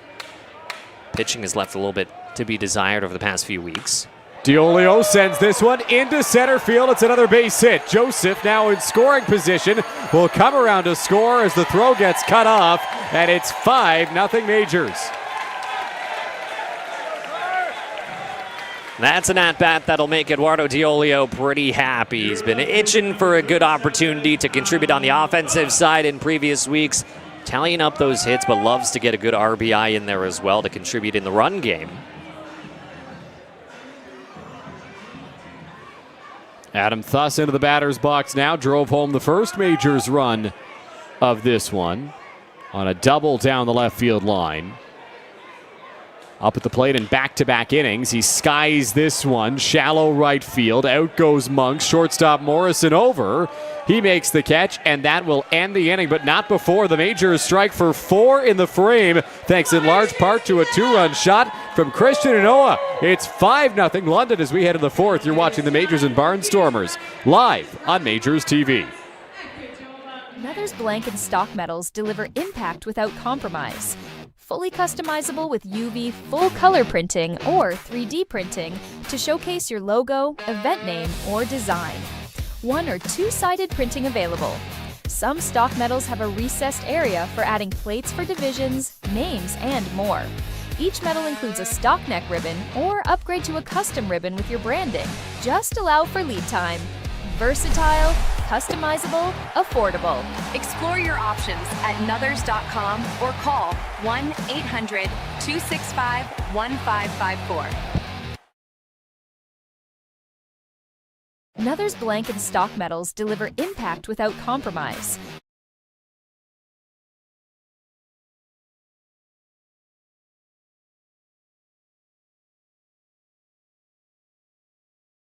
We got this, united, step it up, keep on thriving, we trying, keep shining, living in a world where we colliding. When we're together, amazing things happen. Feel what it means to be greater together. Get ready, Chatham Kents. For the first time ever in the new Canadian Baseball League era, the 2026 All-Star Showdown is landing at Fergie Jenkins Field on the July 11th and 12th weekend. The league's top talent all in one place. Watch the full slate of skills competitions, including the popular Home Run Derby on Saturday, and on Sunday, the ultimate 2026 CBL All-Star Game featuring your favorite players for a mid-season showdown. Chatham Kents, it's our time. The All-Star weekend of the new CBL era. It's history in the making. Back now inside Labatt Memorial Park as some kids run the bases and roll the bases as well as they get dirty. Round of the bags here at Labatt Park. Our last few coming around third and scoring. This young fan has locked eyes with the camera. Gets a high five from Owen down there after a job well done. All right, get a look at the replay. Oh, a crash and the home stretch. Here comes Forrest barreling down, and get a look at the exciting finish to the kids running the bases here at Labatt Memorial Park.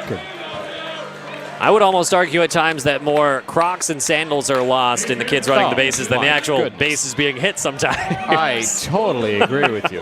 Oh, if there's not 5 Crocs that are lost every time the kids run the bases, like, I'd be shocked. I mean, they are always losing footwear, so usually we have less collisions and less falls than what we've seen tonight, but not the case this evening as Travis Keys goes back out to the mound here for the Majors. The left-hander entering his 4th inning of work has been efficient tonight, 44 pitches through 3 innings, and the bulk of those coming in the 2nd, but he has yet to allow a run. Yeah, been really sharp so far, especially when a guy like Travis Keys can get a couple strikeouts in the same inning. You know he's doing something well for a guy known for his soft contacts, for inducing some ground balls. He's been doing incredibly well so far. And like you mentioned, 1st and 3rd inning, incredibly efficient numbers-wise. The 2nd one got hit around a little bit, but no damage done, so big win for him there. He'll face 4, 5, and 6 in the Barnstormers order. This was the same stretch that began that long 2nd inning for Chatham Kent. It'll be Gurney, Constantino, and Ansari for the Barnstormers here. Majors up by 5 heading into the 4th inning as they put up 4 runs in the home half of the 3rd. And The Majors starting to really widen things both in the run column and the hit column. Now out hitting Chatham 8-1. Chatham also an error on the board tonight as well. First pitch to Gurney is there for a strike. It's 0-1. Not called on the swing, called on the pitch. Keys looks like he's going right back to where he was hovering around in that last inning when he was getting those strikeouts. Been very productive on the outer part of the plate. That pitch in there for a strike, 0-2.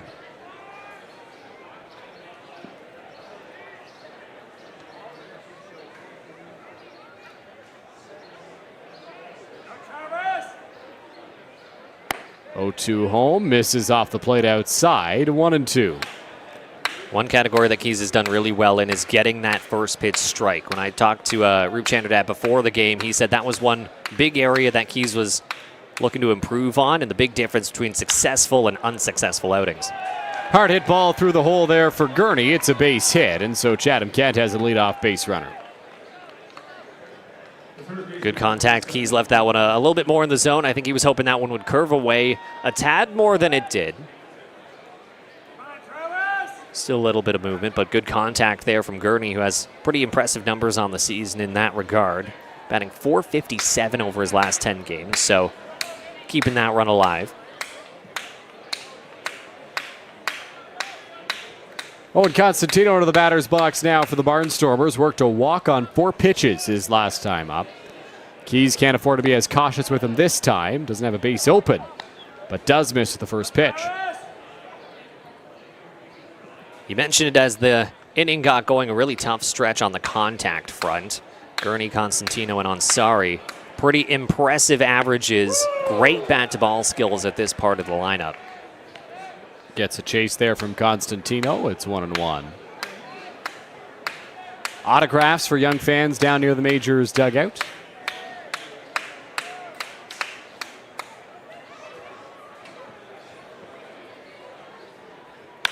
On the ground, up the middle. Will be a tough turn. And Noah on the backhand touches the bag. Jump throw to first. The stretch from Lenahan to complete the dazzling double play. And there's 2 out in the 4th. Dazzling puts it lightly. That was a beautiful play. I'm not even too sure that I was expecting it from Manoah, even though we've seen some great defensive flashes. Wow, that was an impressive one. Beautiful turn there by the Majors to erase the base runner, and now Ayad Ansari will step into the batter's box for Chatham Kent.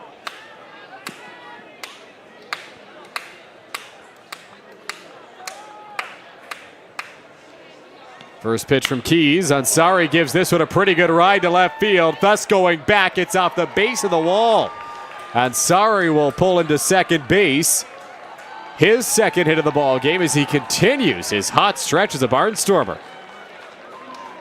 Hardest hit of the night for the Barnstormers so far. Not even close. The Majors are lucky that one at least stayed in the ballpark. Looked like that one was almost going to drift all the way out of here, so they'll take the double. But yeah, what an impressive shot from Ansari.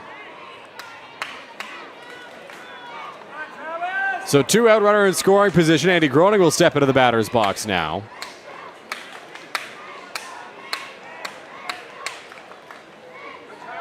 RBI spot for Groening, trying to push across the first run of the ball game for the Barnstormers. Sends this one to right center field. Afterwards, Zadunik and Bernie. It's the right fielder, Tucker Zadunik, who tracks it down, makes the catch, and will end the inning. So the Barnstormers press, but some good defense for the Majors, able to get them out of the top of the 4th. Great effort, good recovery from Keys there after that hard contact. Goes right back to his bread and butter, getting a little soft fly out over towards right.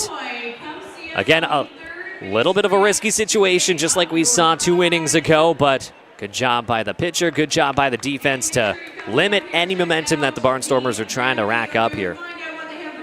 Well, normally this would be a spot where we check in on our out-of-town scoreboard, and I suppose we still could, but we're not going to, Justin, because there is more pressing news afoot.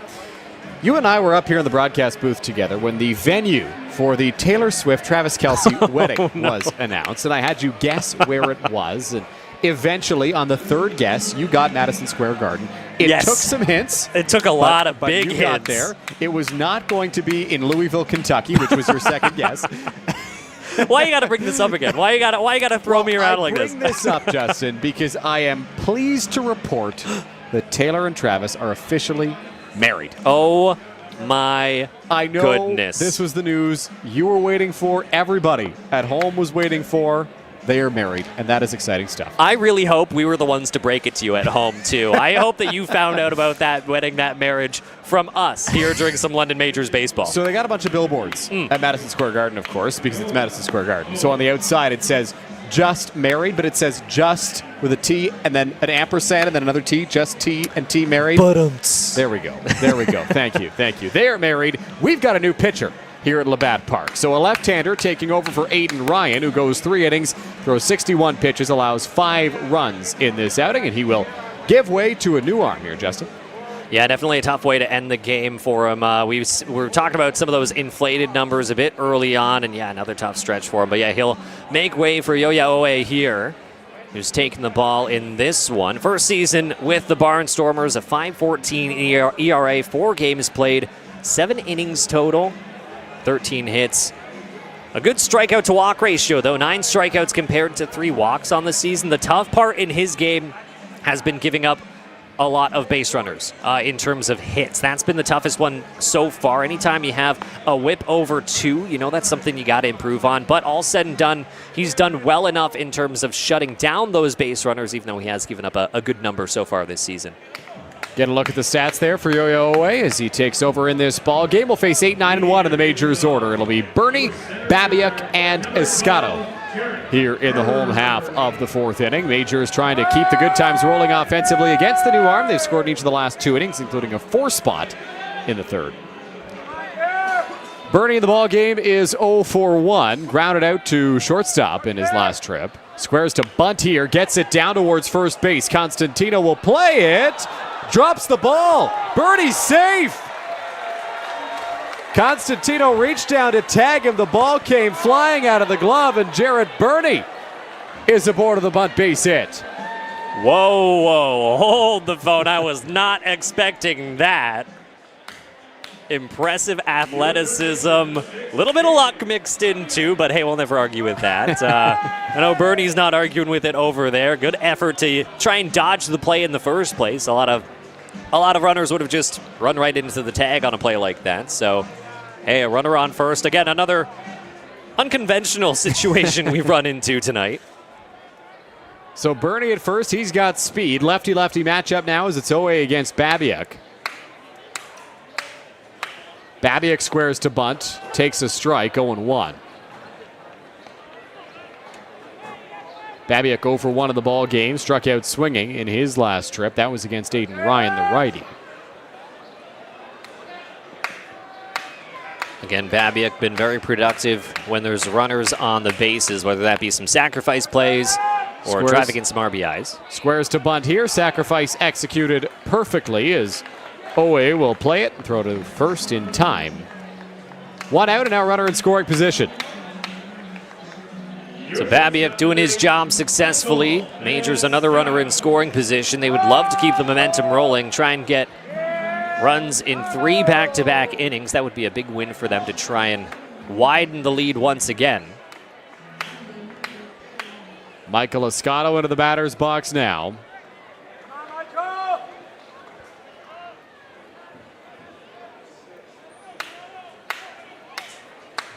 Escato 2 for 2 on the day. An infield single and a blue pit into right field. Takes the first pitch strike in the inside corner. Escato thought it was inside. Backed out of the batter's box almost there on that offering. Yeah, Escato might have had a bit of an argument there in his favor, but we have seen the inner part of the plate almost stretched a bit at times. Hard ground ball to shortstop. Morrison looks over Bernie, throws to first in time. So 2 out now in the 4th as Bernie moves up to 3rd. So still not the spot that you want to hit to, but still productive in some way, shape, or form. Another run just 90 feet away. Tucker Zadunik into the batter's box here. Ayat Ansari directing traffic here for the Barnstormers infield. I believe he wants them to shade Zadunik to pull. It's the lefty Oe. It would be fairly similar to what we saw in the previous inning when Zdunek was up. Again, fairly shifted over to right in that instance. First pitch fastball misses inside, gets a reaction from the crowd.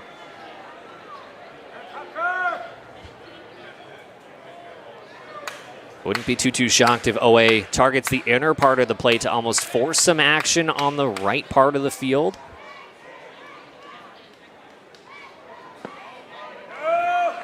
That pitch misses. Low and outside, 2-0.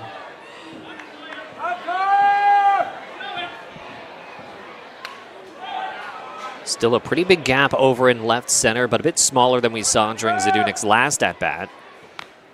2-0 line back at the backstop, 2-1. The second baseman, Monks, is way back at second base on the cut of the outfield grass there. Playing very deep against Zdunek. So is the shortstop Morrison, as well as the first baseman Constantino. 2-1. Zdunek fouls it off, 2-2. Bernie at one point over at third had quite the lead. Almost made a little dart to home, it looked like. Kind of dancing around over there. Doesn't make a whole lot of sense for the Barnstormers to check on him. In a 2-out situation, the focus is on the batter. Bernie not quite as aggressive on this lead. 2-2, misses 3-2 now to Zdunek.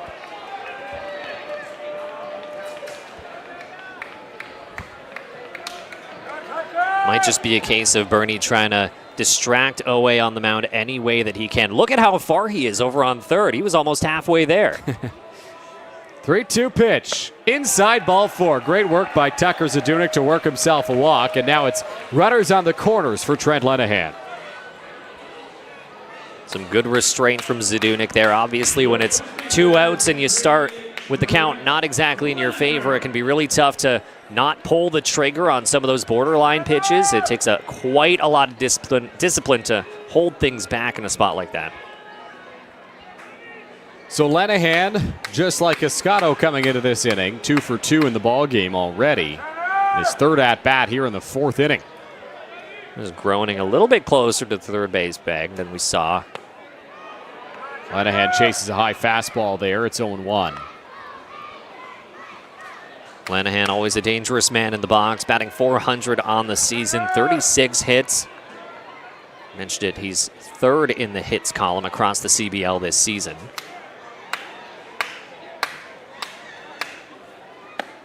Oh, 1 misses. It's 1-1. 19 RBIs so far in 2026 as well. He'd love to be the second major on this squad to break the 20 mark, right behind Starling Joseph.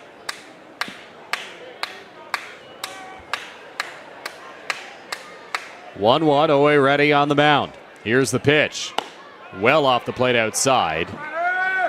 2-1. That one pretty far out of the zone. Good effort by Ansari to grab a hold of that one and keep it in. Anything to the backstop, likely giving away a run here.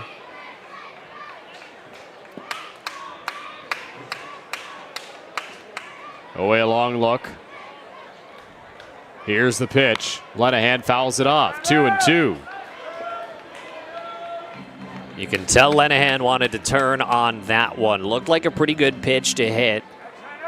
Just not able to square it up.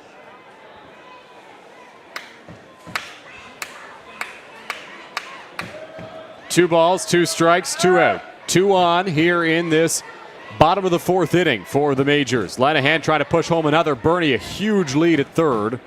Drew the attention of Groening. And OA. Here's the pitch. On the ground, in the hole. Morrison to his right. Double clutches, not in time. Lenahan beats it out. Bernie comes across to score on the infield hit.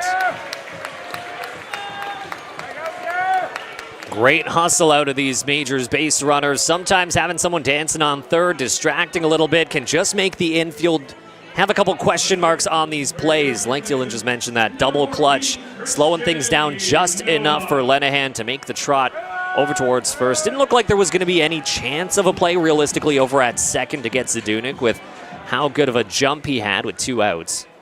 But a good effort, another RBI, and the Majors still widening this lead piece by piece. First pitch to Christian Ynoa is there for a strike. Ynoa homered in his last trip to the plate. Majors now with runs in 3 consecutive innings.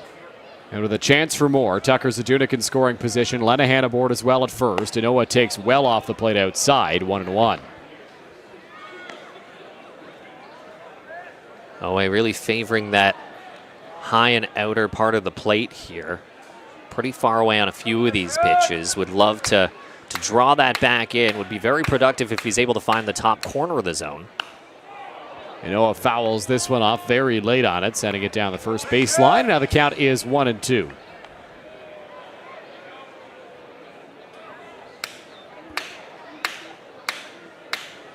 Diolio, a big pull hitter. Outfield defense a little bit shifted over towards the left side on him. 1-2 to Ynoa. Misses on the breaking ball. 2-2.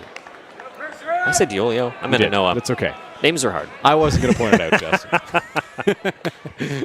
I think it was the yellow gloves. Yes, you know That's what? That is usually the identifier for me. Yeah, and Eduardo Diolio's staple, the yellow batting gloves. Diolio's still 2 batters away, and Noah would love to contribute once again if he could.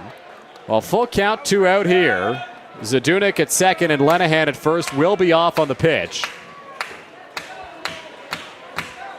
Owe ready on the rubber for a big offering ahead.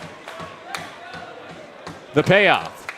Swing and a miss, strike 3. Big punch out there for Yo-Yo Owe, but the Majors get a run across in the inning on an infield hit for Trent Lenahan. It is 6-0 London here through 4 innings of play. We'll be back for the 5th in just a moment. Canada's ball teams deserve uniforms built to win.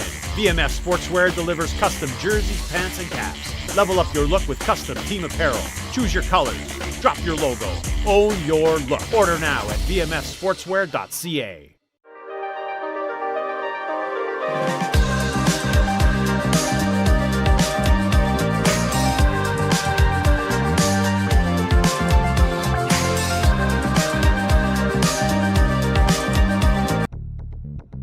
Smoke alarms expire after 10 years. Check the date and test your smoke alarm today. A working smoke alarm is a gift the whole family can enjoy.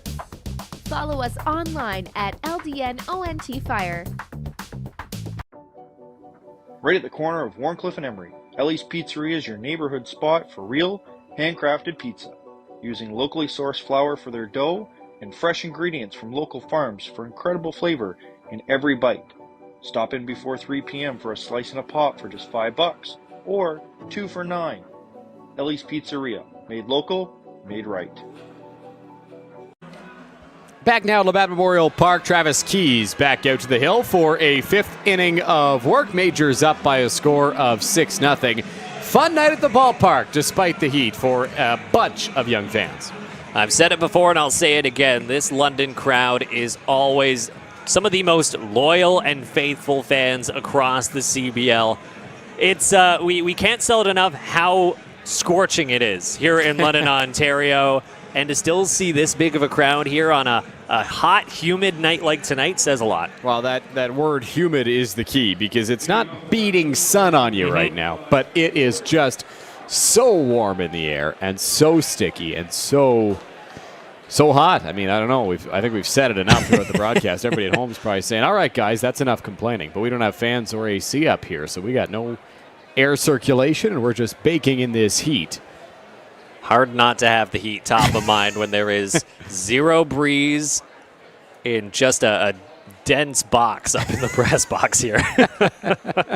Spencer Marin to lead off this inning. Bounces one right back to the mound. Travis Keys will play it, flip it to first, and an easy and quick first out for the Majors left-hander.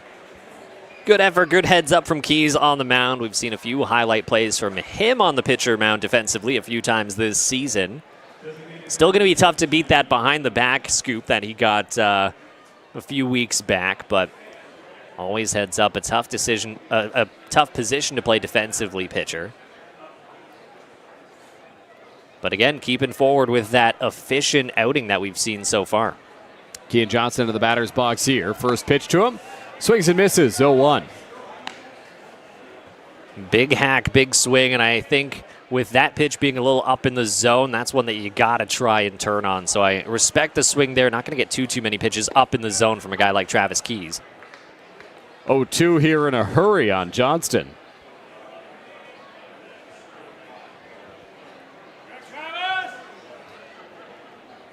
Oh, 2 on its way. Swing and a miss, strike 3. How about that? A 1-pitch ground out followed by a 3-pitch strikeout. Good morning, good afternoon, and good night. 2 out in the inning. Again, we're used to seeing a lot of soft contact from these batters when they go up against a guy like Travis Keys. But yeah, he's starting to rack up the strikeout numbers. I believe that's his 4th on the game so far. I know we're happy to see it. Roop Chanderdad will be happy to see it over in the dugout as well. And I know you may not see it, but it'll definitely put a smile on Keys' face as well. Top of the order here for the Barnstormers. Julian Monks into the batter's box. Takes the first pitch. Strike there from Keys. It's 0-1. I love how Travis has just been attacking the zone in this one, not leaving a lot out of play, keeping them pretty close, borderline pitches as well. That one just clipped Monks, who will reach first on a hit by pitch. So a base runner with 2 out for Evan Morrison, who strides into the batter's box here. Miguel Sereno autograph, it looks like, on that baseball for a young fan. Very happy to have it. Always some of the great experiences of coming to the ballpark in person, being able to get autographs. Obviously, the players love sticking around after the game to sign balls, sign shirts, all that sort of stuff as well. So the fan interaction and experience here at Labatt Memorial Park is always incredibly fun. I know the players love it as well. It's second to none, Justin. It really is. Lefty Morrison in the batter's box. Here's the pitch from Travis Keys, a breaking ball that sails up and in and misses for ball 1. That one looked like it just didn't get as much break as Travis was looking for on the mound. You could see what he was trying to do, start that one in, drop it into the zone, try and get the batter to freeze in the box, but just didn't get enough break on it, kept it a little bit too far inside. Morrison sends this one to the air to center field, sinking quickly on Bernie into a slide. Did he come up with it? He did. How about that grab from Jarrett Bernie to end the top of the 5th inning? Always impressive when you got a nice defensive play from Jarrett Bernie out there. Like we've mentioned before, he started the season as an infielder over at second, but when Anoa came on, he made the jump over towards center, and we've seen highlight play after highlight play. Another great effort from the Majors' everyday center fielder. So great play there by Bernie, and that'll send us to the bottom of the 5th inning. With the Majors up 6-0, crucially, because everybody's bringing up the rain in the area tonight, the game is now official, with the Majors leading through 4.5 innings as Chatham Kent goes back on defense. Let's check into the out-of-town scoreboard, even though we can't bring you any footage of it on the screen tonight, unfortunately. That is as a result of the heat. 8-3 Kitchener over Brantford right now at Jack Couch. 5-0 Barrie over Toronto in the bottom of the 4th inning at Christie Pitts. Hamilton up 2-0 on Welland in the top of the 5th. So key takeaways, Cardinals continuing to stay hot. Barrie continuing to stay hot. And Kitchener continuing to mash at home. They've been doing great over at Jack Couch Park this season. They're in a little bit different, but a kind of slightly similar position to the Majors, where they've been doing incredibly well at those home games. Once they get on the road, it can be a little bit dicey here and there. The Majors obviously a bit better results on the standings in that regard as well. But as of late, the Panthers have been getting a good amount of offense going. I believe they won on Wednesday against the Royals. I think it was 14-7 in that They one. can hit, Justin. I mean, it's the same situation as the Barnstormers, really, with that Kitchener team, is that sometimes the pitching's just not quite there. But Kitchener can absolutely tear the cover off the baseball. They can certainly hit. And you know, in a small ballpark like Jack Couch, you got to build your team for where you play, right? And the Majors play in one of the bigger ballparks in the CBL, but the Panthers don't, right? So build your team to hit bombs. That's what you got to do. We see that in almost every level of ball. That's the best way to build your team. Not just around the core of the team, but yeah, around the ballpark. Like you mentioned, that can be a pretty equally as important difference maker. Starling Joseph into the batter's box here against Yo-Yo Owe to lead off this bottom of the 5th inning. Owe allowed 1 run back in the 4th as it's fouled straight back by Joseph. 0-1 the count. Joseph was the first on the team to 20 RBIs, but with that past inning, Trent Lenahan has now joined him with 20 on the season. Great stuff, great power. Joseph, a great ability to come in clutch when the team around him needs him.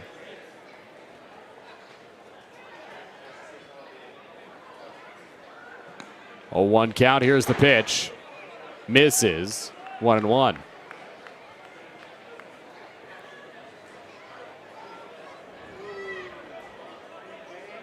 One ball, one strike. Starling 1 for 1 in the ball game. Has been on base twice, though. Takes the ball. 2-1 here.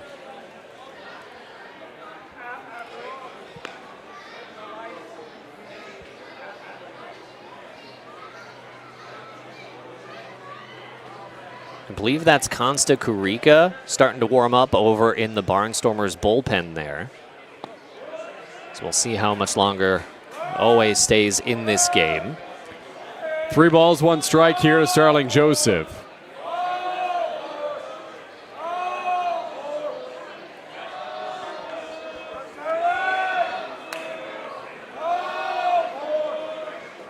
Not just Kurika throwing out there. There's lots of movement in that Barnstormers bullpen. Joseph hammers this ball, but sends it way foul. Yeah, I didn't even see where that came down over on the left side, but yeah, absolutely hammered that one. Just around the dumpster in left field, so young fan looks like they're going to have a souvenir. Depending on where it lands, may not be the souvenir they want, but it's the souvenir they'll take. Full count here to Joseph. Owe getting set to throw pitch number 28 in this outing. Off the end of the bat to second base. Monks waits back, throws to first in time. And there's the first out of the bottom of the 5th inning. You can see Joseph wanted to absolutely turn on that one again, but almost pulled the trigger a little bit too early. Got a bit too far in front. Got a funky part of the bat, and yeah, it's a little bit of soft contact over to second. So good heads up, good pitching from Owe there. Eduardo Diolio into the batter's box now for the Majors. Get a look at that Majors bullpen. Some guys standing around, but no action right now, and why would there be? Travis Keys at 61 pitches through 5 innings of work. Diolio swings out of his shoes on that one, fouls it off. It's 0-1. Yeah, we're seeing a tale of 2 bullpens right now. One very casual, just kind of strutting around. The other one more actively stretching, throwing. So yeah, very different appearances we're seeing so far on the pitching end. 0-2 now as Diolio comes up empty on that off-speed pitch.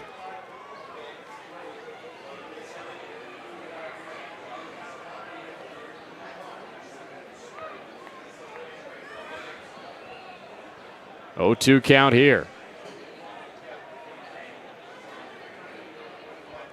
Owe ready. The pitch. Off the plate outside. 1-2. Diolio, one of the guys who knows this strike zone inside and out.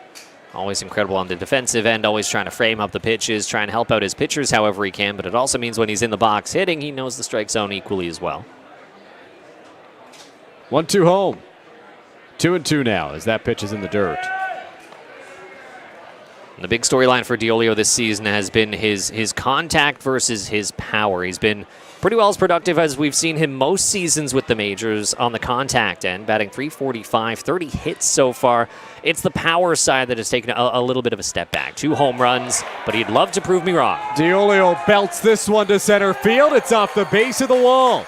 He'll chug into second. He's got himself a double as he gave that ball a ride into the deepest part of the ballpark. He'll be pretty happy about that one. Again, like I was just saying, the power side has been a little bit tougher for him this season, so anytime he's able to hit that well and hit that hard, it'll bring a big smile to his face.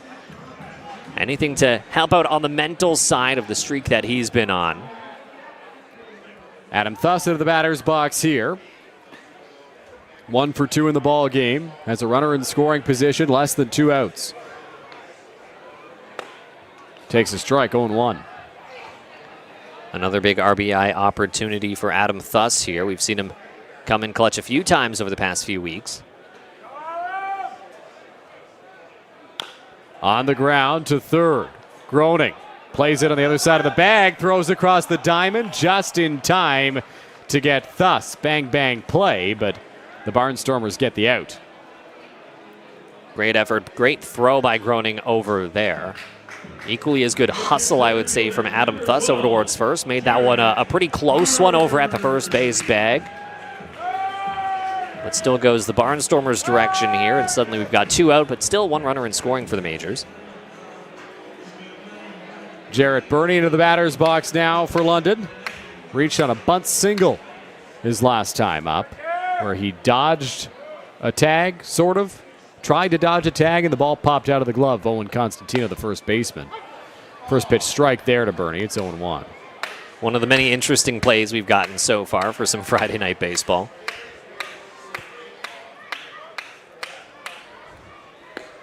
1-1 as that pitch misses outside.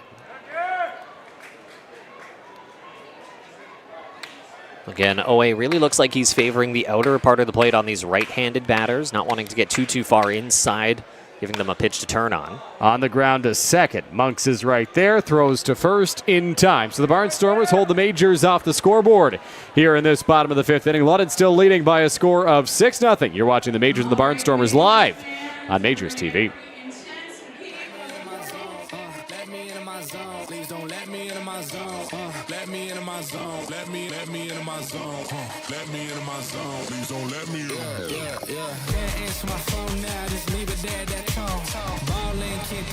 Cause I'm back in my zone now. Cause I'm back in my zone now.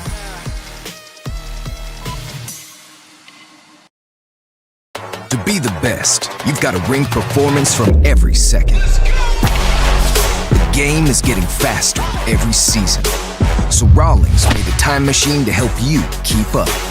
Introducing the all-new Velo ACP. It's light, it's balanced, so you can pick your pitch and drive the ball with maximum exit velocity. The game's gotten faster. Your bat has too. Obviously, the city loves you. The city adores you. You're a fan favorite across the board. How is it dealing with that much pressure, being in that celebrity spotlight everywhere you go? Perfect. That's good enough. How do you stay so fit and lean on a regular basis? Nice. I like that. Running's very important. Cardio.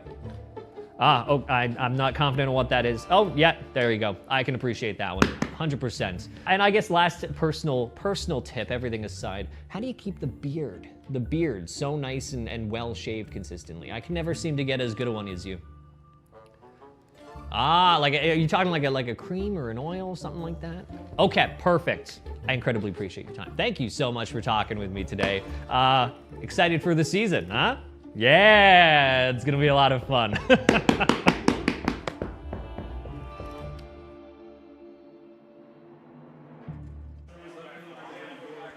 Back now at Labatt Memorial Park, heading into the top of the 6th inning. Majors leading the Barnstormers by a score of 6-0 here. Grayson Barrett will lead off the inning. Will be followed by Austin Gurney and Owen Constantino for Chatham Kent. Yeah, and this one so far, we're really seeing the bright spots of the Majors that we've come to get used to this season, and we've seen the areas of improvement, I guess I would say, for the Barnstormers, which has been the pitching side and the, I guess, hitting with runners in scoring position, but they haven't really gotten that a whole lot in this game. Travis Keys has been shutting them down incredibly well, to say the least. It's the inconsistent pitching has really helped kind of make the Majors shine a bit more in this game. Obviously, 11 hits to 3 in the ball game, a 6-run lead for the Majors, and momentum has really not shifted since the game got going. 0-2 count here on Barrett, who is 0 for 2 in the ball game with a ground out and a strikeout. Offering on its way. Breaking ball, skied, foul territory. Diolio giving it a look towards the screen, has room, and it falls in. So we'll try again on 0-2 here. Never too easy when a ball is absolutely sent into orbit right around home plate. Tough one to track.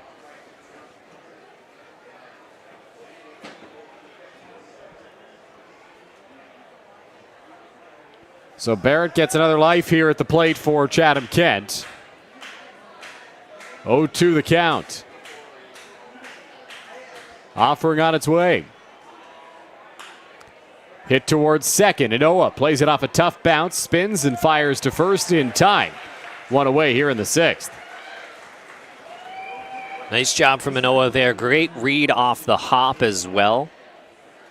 Had to add that nice little flourish of the twirl there before making that throw over towards first, but good defensive stop. Austin Gurney into the batter's box now for the Barnstormers. 1 for 2 in the ball game. Chatham Kent is a team just with 3 hits this evening. Keys has been effective and back to his dominant self for the majors. That pitch is in there for a strike on a breaking ball. It's 0-1. Great pitch from Keys to get things going. One of the big things that you'll see from him is not only a first pitch strike when he's doing well, but he always likes to start with a breaking ball as that first pitch if he can get that one in the zone early on. It's when he starts missing the zone with that first pitch in particular, almost giving the batter a free read on just how his pitch will break, how his pitch will move in the zone, that then they can start figuring out a little bit better. But he's had the count in his favor pretty much all night so far. Been pretty consistent with his stuff on the mound. 1-1. Just off the outside corner. Came close, but was outside, and it's 2-1 here.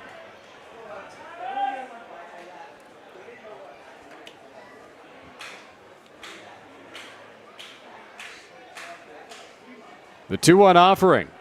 Called strike 2. Great spot there. We've been seeing Travis excel on the outer part of the plate for a good majority of the game. Had a bit of a struggle back in the second, but quickly figured it out and has been pretty efficient ever since. 2-2 breaking ball. Chopped foul. Just barely. Lenahan tried to keep it fair and get the out, laughing with Bob Blake over at first. Was he trying to get a little toe drag in there, kind of like you'd see on an NFL touchdown? Is that what that was right there? Wide receiver Trent Lenahan couldn't quite stay in bounds.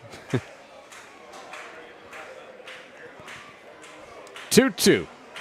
1 out.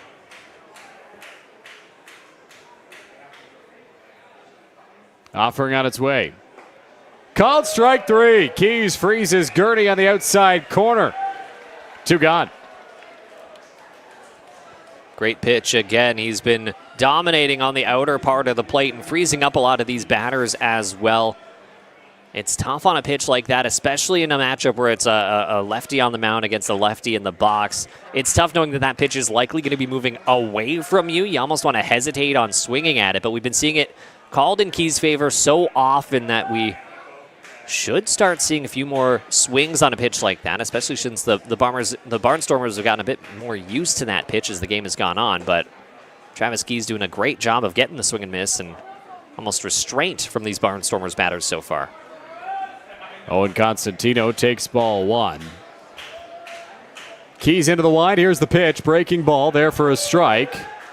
1-1.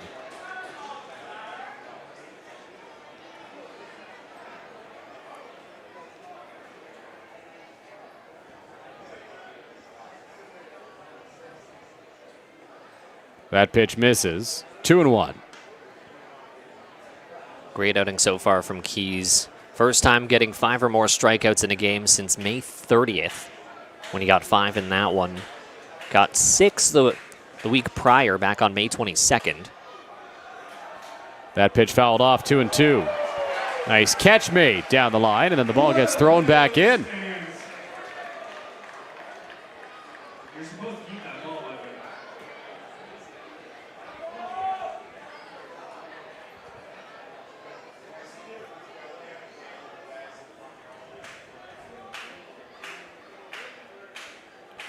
Two balls, 2 strikes, 2 out to Constantino. Here's the pitch. Outside, count runs full. Constantino on the verge of drawing his second walk of the ball game. So for those wondering in this one, we have gotten through 5 complete innings, so it is an official game off. For anyone who's paying attention to the out-of-town radar, it looks like we might get some rain within the next half hour or so. Fly ball hit pretty well to center field. Bernie tracking back towards the warning track. Has room in front of the wall. makes the catch, and that will end the top of the 6th inning. So Travis Keys is through 6, scoreless on 77 pitches. What an outing so far. Some clean stuff, some efficient stuff. He's gotten some soft contact, some strikeouts, a nice, pretty well complete game that we've been seeing from Keys in terms of his stuff and his potential. Real standout performance from him, to say the least. A vintage Travis Keys performance, I guess I would say as well. Absolutely. He's been terrific in the ball game. And speaking of terrific, here's Evan Fredrickson down at field level. Evan. Gentlemen, thank you very much. Majors are coming off an impressive 9-4 month of June. They're looking to carry that momentum into this month of July. Now, they've already got a walk-off win to their name and looking like they'll take care of business here against Chatham. But they'll play 14 games here this month, and I have them going 10-4. Now, last year they went 8-6 in 2025, scoring 69 runs. But I think they're going to have to get a lot better than that. That's why I have them going 10-4. Because if you look at Guelph, Hamilton, Barrie, Welland, they are all teams that are going to be competing for that number 1 seed. So, gentlemen, let me hear those predictions. 14-0. How about that? No, I'm kidding, of course.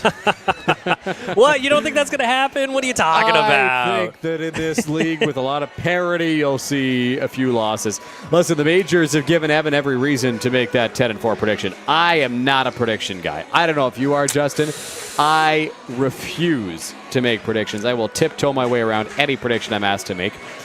So I'm not making predictions, but what's your prediction? Tell me. Unfortunately, I think I'm in the same boat as you. Anytime I make a prediction, even sometimes on the broadcast, when I say some things, the other team or the pitcher, the defense will the opposite into existence. They're just that good at it. So predictions never really play out in my favor either. I think a 10-4 is a realistic, slightly optimistic one. I know we can see something shift in both directions. Sometimes the majors can play a little bit similarly, I guess I would say, to the Toronto Maple Leafs at times, where they'll do really, really well against the great teams.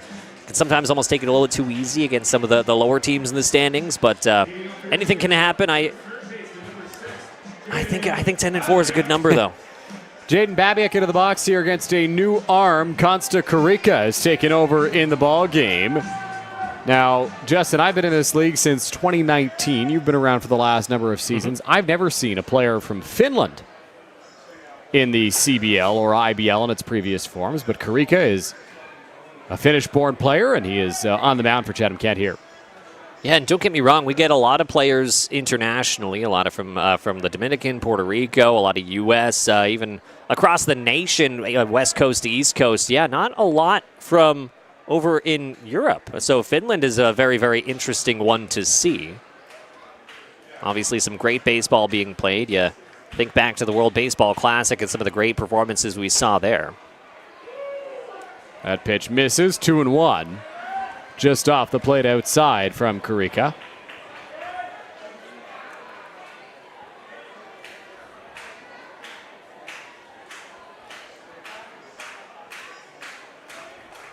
The 2-1 pitch upstairs, 3-1 now to Babiak. Looking to get aboard for the first time. Strikeout and a sac bunt in the ball game. Carica struggling when it comes to hits so far. 20 given up in 11 2/3 innings. It's led to a bit of an inflated ERA for his first season with the Barnstormers. 9.26 on the year so far. And yeah, when it comes to the walks and the hits, 29 combined. It's led to a 2.49 whip. That's walks and hits per innings pitched. So that's one category he'd love to try and trim down. Called strike 3. Carica freezes Babiak, and there's one out here in the bottom of the 6th inning. That's one good way to trim down on base runners. Great way to make a statement as well to the majors in your first at-bat, getting the strikeout. Good effort, great pitch mix from him. So a lot of good stuff in that right-handed arm. Michael Escato into the batter's box now.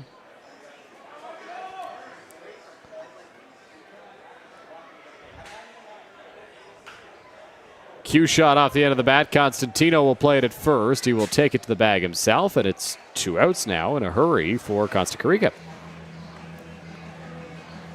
Tough shot there, yeah. So a strikeout to the first batter and a bit of an awkward swing to the second. So we've seen a really, really good mix so far, keeping these batters on their toes. Which is exactly what you got to do, especially when it's the 4th trip around for these majors batters. Got to do anything that you can to mix things up, give a little bit of a different perspective. So Carrica doing a great job trying to shift things out of the Majors' favor. Tucker Zadunik into the batter's box, takes a first pitch strike on the outside corner. It's 0-1.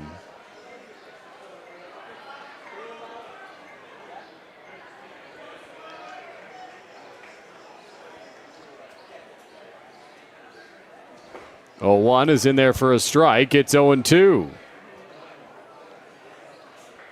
Zadunik got on via the walk in his last at-bat. Got as far as second back in the 4th inning.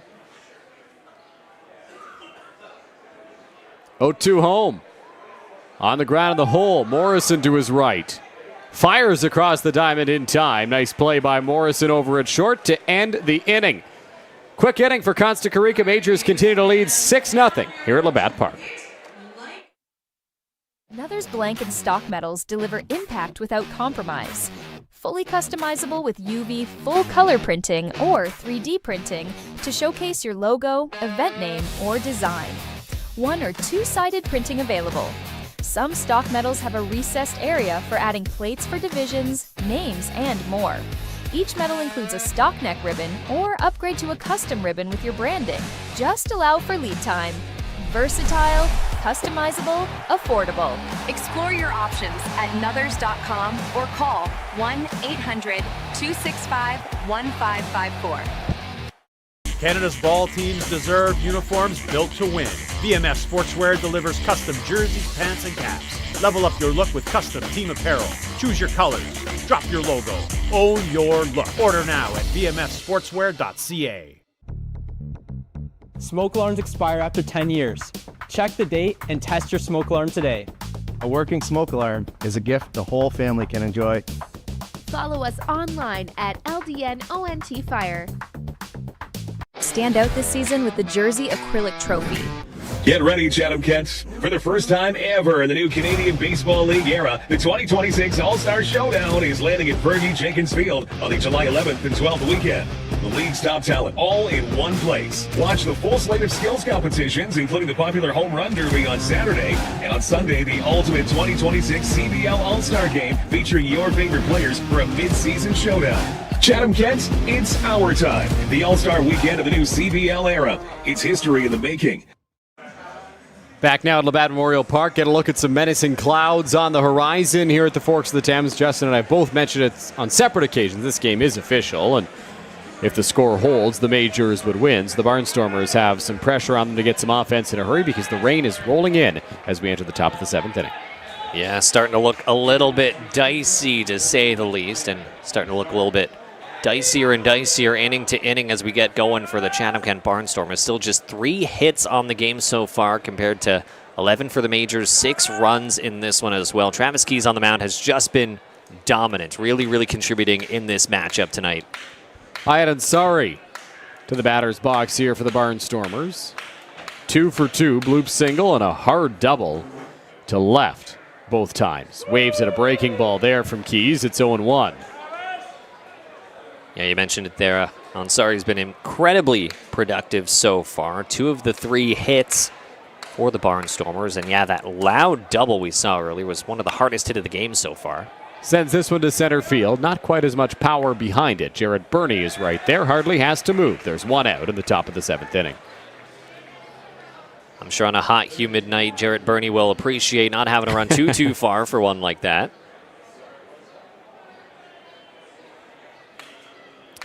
Eddie Groening into the batter's box here for the Barnstormers. 0 for 2 in the ball game. Facing Travis Keys for the 3rd time. Keys about to throw his 80th pitch on the night here in this 7th inning. Big swing from Groening, but comes up empty. 0-1. Groening, one of the utility guys on this team, can play a few different positions, but the offensive side still struggling a little bit. 119 average on the season. 3 for 24 over his last 10 and 1 for 14 over his last 5. So scuffling a little bit, to say the least, but still plenty of baseball left in the 2026 season to turn things around. 1-1 count here from Keys to the number 7 hitter Groening.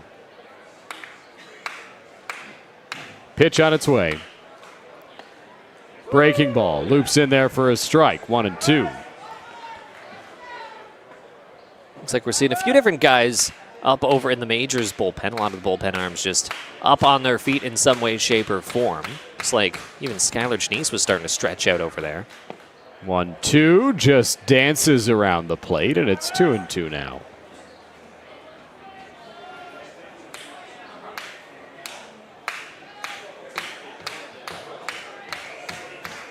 Two, 1 out. Here's the pitch. Hard ground ball in the hole. Escato, a backhand stop. Throws across his body in time to get him. How about the play from Escato and the stretch from Lenahan? Right, another star next to that play. One of several web gems in the ball game. There's 2 gone. This infield defense, especially the middle infield defense, has been so incredibly sharp. What a turn on it to keep it in front of him, to make the play, and then an absolute liner, a rocket over towards first base. Impeccable throw, showing just how great of an arm and really shortstop acumen that Escato has over there. Spencer Moran into the batter's box here for the Barnstormers against Travis Keys with 2 out in the 7th. First pitch taken for ball 1. Over in the Majors bullpen, I believe that's Alex Springer, who's starting to warm up, I guess, a bit more aggressively, was throwing the ball over there. 1-0, fouled off, 1-1. Obviously pushing into the 7th inning.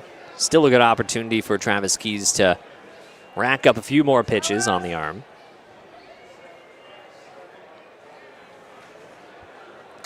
Rain slated, according to the radar, to hit around 9:30 here at Labatt Park. Currently 9:06. So it is on the horizon. I don't know if you're a smell of rain kind of guy, Justin, but I can smell the rain. It's hot and humid in here. I'm not smelling much of anything. At least nothing that I would say politely on a broadcast. That pitch misses, 3-1. Well, it definitely looks like it. It is starting to get darker, especially over towards the west end of the ballpark, towards right. You can definitely see it starting to loom. 3-1. There for a strike, 3-2. Keys about to throw pitch number 90 in the ball game. Left-hander ready, trying to end the 7th inning right here. The payoff on its way. In the air, left field. Thus, moving back, now to his right, makes the grab, inning over. 7 spectacular innings from Travis Keys as the Majors continue to lead 6-0 heading into the stretch. He has been so sharp since the 3rd inning. 4 batters in the 3rd, 4 batters in the 4th, 4 batters in the 5th, and then 3 up, 3 down for the 6th and 7th. He's almost been getting sharper and sharper as he's been going on. What a great outing from Travis Keys. Gets the handshake there from Majors manager Roop Channerdat, which would indicate that his night is done. You mentioned the action in the Majors bullpen, Justin, so likely that we see a new arm in the 8th inning for the home side as the Majors get back to the bats. The Osprey well above field level. Are there some baby birds in there? There's multiple Ospreys. Osprey? I don't know. What's the plural of osprey? Ospreys, right? I don't know. I think you're right. Let's do a quick little Google search here, Justin. The power of technology. What's your prediction? Is it ospreys or osprey? I think it's osprey. I think it's multiple osprey. I think it's ospreys. Ospreys. Ah, no. Yes. Yes. See, this is why I don't make predictions. We just proved it first and foremost. Okay, predictions. That's rich. You know, as a guy who works predominantly in journalism and writes and speaks every single day for a career, I would have hoped I would have gotten something like that correct. Well, how often have you written a story or spoken a story about an osprey? That is a really good point. That is a really good point. I didn't know what an osprey was until I started with the Majors back in 2019. And then with the Majors, you very quickly learn what an osprey is because 1 or 2 have been living in the light stand here at Labatt Park. Get a look at Travis Keys making his way to the bullpen to get some props from his fellow arms as you get a look at the final line for him. 7 innings, 3 hits, no runs, 5 strikeouts, 2 walks. I mean, not much more to say other than he was terrific tonight. You're exactly right. There's really no other way to put an exclamation mark on a night that already had plenty of exclamation marks for Travis Keys. Stand up, stand out performance for him. Really vintage Travis Keys is what we got treated to tonight. Absolutely. Return to form after a tougher outing his last time out. Trent Lenahan into the batter's box here for the Majors to lead off the bottom of the 7th inning. First pitch to him is off the plate outside. It's ball 1. Great little bit of velocity on that last pitch. Koehler looking to really carry things over from what we saw in the last inning where he was incredibly efficient. That one not particularly close. 2-0. Lenahan 3 for 3 in the ball game, all of them singles so far.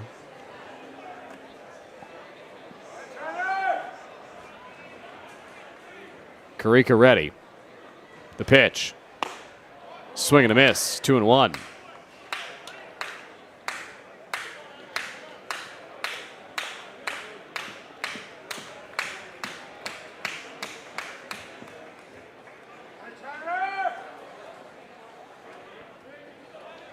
The 2-1 home on the ground, a third foul, and so the count now 2-2 on Lenahan. Lenahan with the performance he's had today, now 7 for his last 20. That's a .350 average over his last 5 starts, so he's been pretty sharp, pretty solid as of late, just like we've been seeing pretty well all season. Gets jammed here, but able to muscle it into center field. Trent Lenahan is 4 for 4 in maybe the least Trent Lenahan way possible tonight. Yeah, I think you're exactly right. Especially early on in the season, we were getting treated to bomb after bomb, homer after homer, really flexing the power, but it looks like he's started trying to show just how good his contact game is. Doesn't need anything loud to get something going on the base paths, and yeah, when you're 4 for 4, can't really argue with that result too much. Christian Anoa into the batter's box here. 1 for 3 in the ball game, but that one was a no-doubt home run. Fouls this one off. It's 0-1. The Majors clearly have been doing a pretty good job offensively. To put it in a bit of perspective, right now the team is in 2nd when it comes to OPS on the year so far. Chatham-Kent in 3rd in OPS, so it shows just how good their offense can be. I've said it multiple times, it's the pitching side that has struggled through 2026. Their combined ERA is good enough for 6th in the CBL. 1-1 count here on Anoa.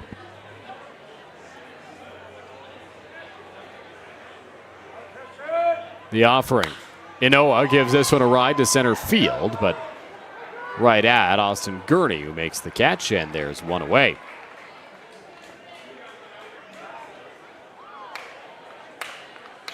So an out, but a pretty loud out. Every single one of Anoa's at-bats have been pretty impressive. Always raising some red flags out there towards the outfield, keeping them on their toes.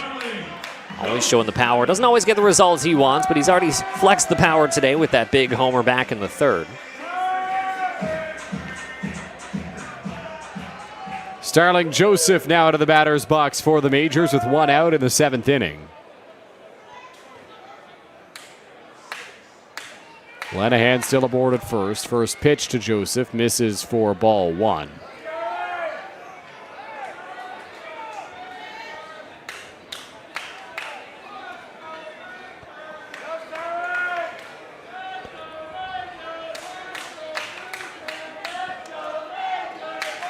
The 1-0. Off the plate outside, 2-0. Again, Koehler, the 25-year-old hard-throwing righty, his first season with Chatham-Kent. Good strikeout numbers, 15 on the season. Done a really good job improving in the outing so far on limiting base runners. That one to Lenahan, that single, the first one that he's seen today. Well, in danger of allowing another base runner right here. Behind Starling Joseph, 3-0. Ball 4 chance out here at Labatt Park. The pitch. There for a strike, 3-1. Again, another example where Starling Joseph's plate discipline has really improved. Not that you'll ever really see him swing on a 3-0 pitch, but multiple times tonight he's set himself up really, really well in some batter-friendly counts. 3-1 fouled off, now 3-2.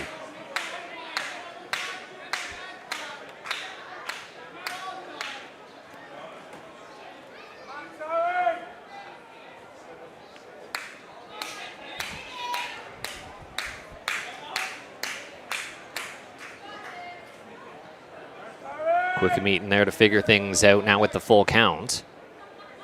Still just 1 out in the inning. Majors have been riding that 6-0 lead since the 4th.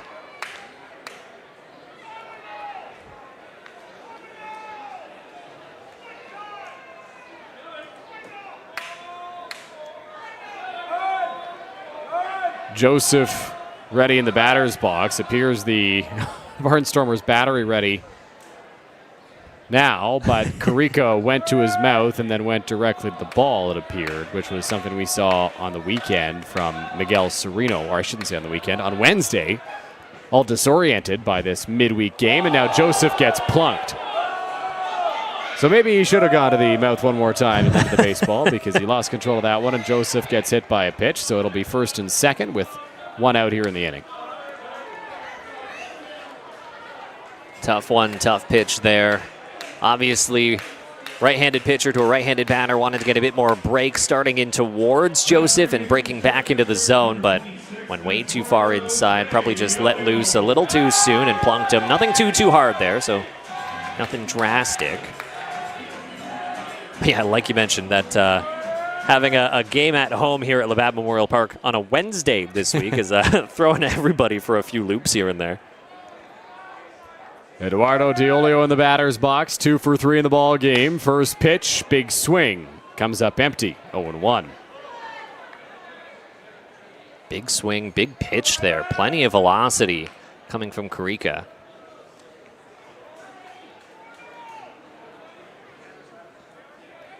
Really good mix, and it's really blending well with those off-speed pitches when he's able to get them into the zone. Diolio gives this one a ride out to right center field. Back goes Moran, still tracking back. He runs it down. What a grab from Spencer Moran in right center. And there's 2 out as Lenahan tags up and moves to 3rd on the play. That was a pretty great play. On paper, it might just be a fly out over towards right field, but it is tough tracking, especially when you're running backwards. You're running on kind of a funky angle. You're worried about how close you're getting towards the wall as well. There's a lot of different factors, so great athleticism, great tracking as well to keep up with it and get the out. So they're on the corners now with 2 out for Adam Thuss here in the bottom of the 7th inning. First pitch to him is going to miss for ball 1.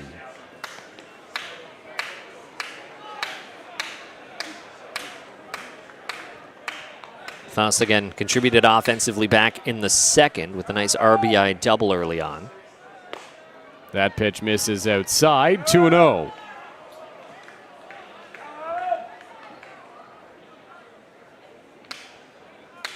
Pitch to pitch, moment to moment, it is getting darker and darker here in London, Ontario. Those clouds looking pretty ominous at this point. 2-1.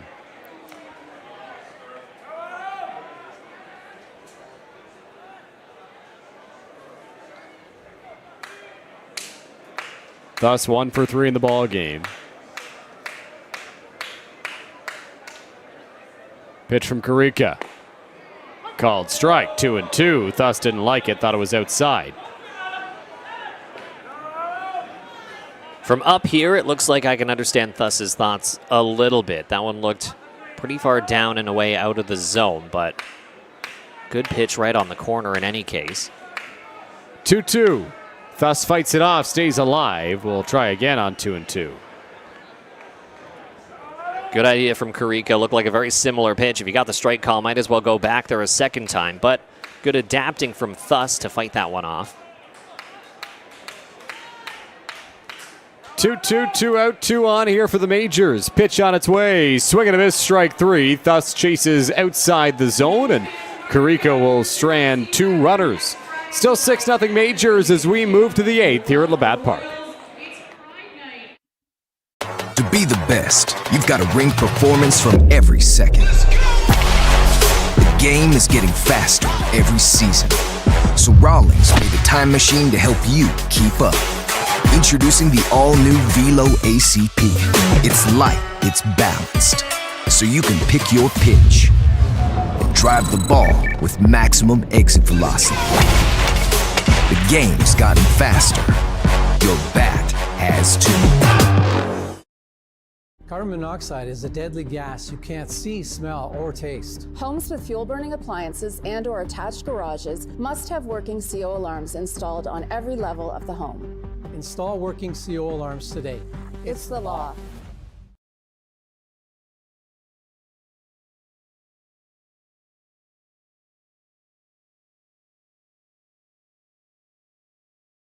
So right off the bat, what's your least favorite food? Oh, you brought fish. Okay, I get that. What are some of your go-to foods that you love? Oh, more props. Great, wicked. Fruits and vegetables. Great pick. You know, incredibly important. I'm sure a lot of the London Majors will agree with you. I'm gonna have to have you clean that up, though. You know, I'm not here to be a janitor.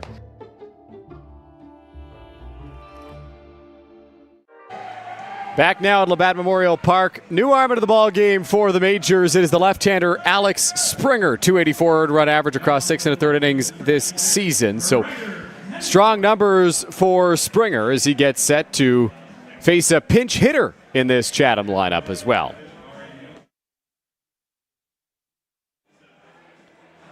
Springer, a very adaptable guy coming out of this bullpen. He's started games.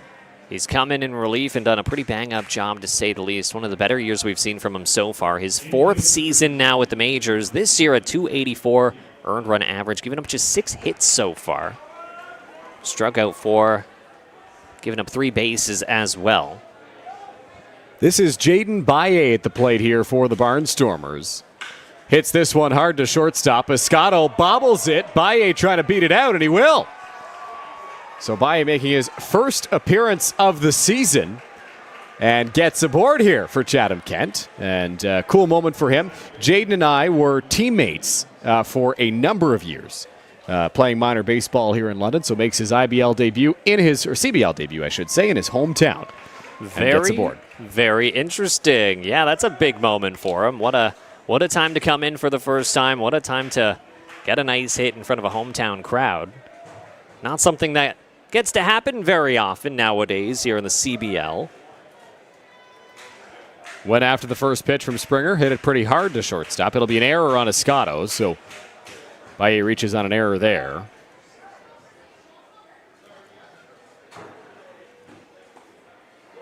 First pitch to Julian Monks, back to the top of the order here for the Barnstormers, is in there for a strike. It's 0-1. Monks 0 for 2 so far. Walked his way back on base in the 5th inning. Only got as far as first base in that one. Rolled over to third, charging his Babiak. It gets under his glove. So an error at shortstop and then an error at third to start this inning here for the Majors. Should also mention, while we have a moment, the Ryder Hancock has taken over in left field for Adam Thuss. Yeah, tough start to the inning for the Majors, obviously. Situation where you can afford a mistake here and there, but you don't want them to start racking up. It is a 6-0 lead, but we have seen plenty of come-from-behind wins in the CBL this season. Evan Morrison in the box against Springer here. Looking for his first hit of the ball game. First pitch in there for a strike. It's 0-1.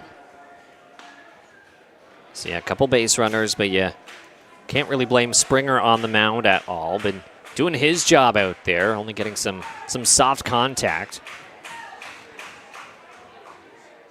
That one rolled over. They've ruled that one a hit on the second play would appear. Yeah, Monks gets a single on the play. Interesting.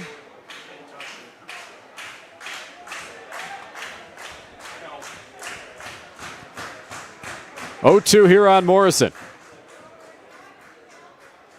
Pitch on its way. Thought about it. Didn't go around. 1-2.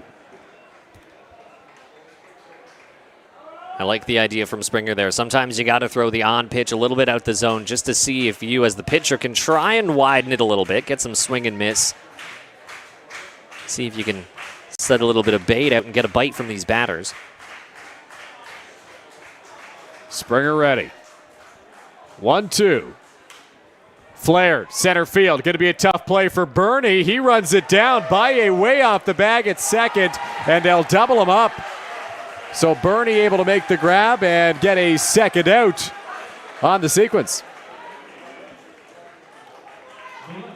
Obviously a tough one. Not the first base running mistake we've seen today from both sides, but we know how fast Bernie is. We've seen how many defensive plays he can make out there, and while it was a bit shallow, it looked like Bernie had a pretty good jump, a pretty good read on it. So that was very, very far off the bag. Obviously, you got to advance a little bit in case it drops. You don't want to be stuck at second base and cause traffic. Grayson Barrett skies the first pitch he sees into foul territory. Led ahead into a dive. Can't make the catch. He overran it, and so it's 0-1. That was a huge leap from Lenahan. I don't know how well it came off on the cameras, but he got a lot of distance on that jump. Wouldn't be shocked if they give him a quick minute. That probably knocked the wind right out of his lungs.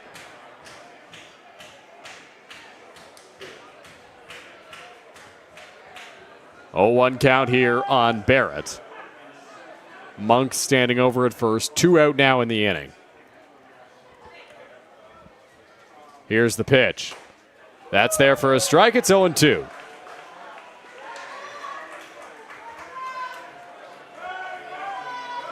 So some pretty good stuff we're seeing from Springer here. Just once again adding to how well the pitching side of the game has been for the majors. That pitch misses. It is 1-2 here with 2 out. Majors up 6-0 here in the 8th inning. The offering on its way. Swing and a miss, strike 3. Springer allows the first 2 runners to reach, sets down the next couple.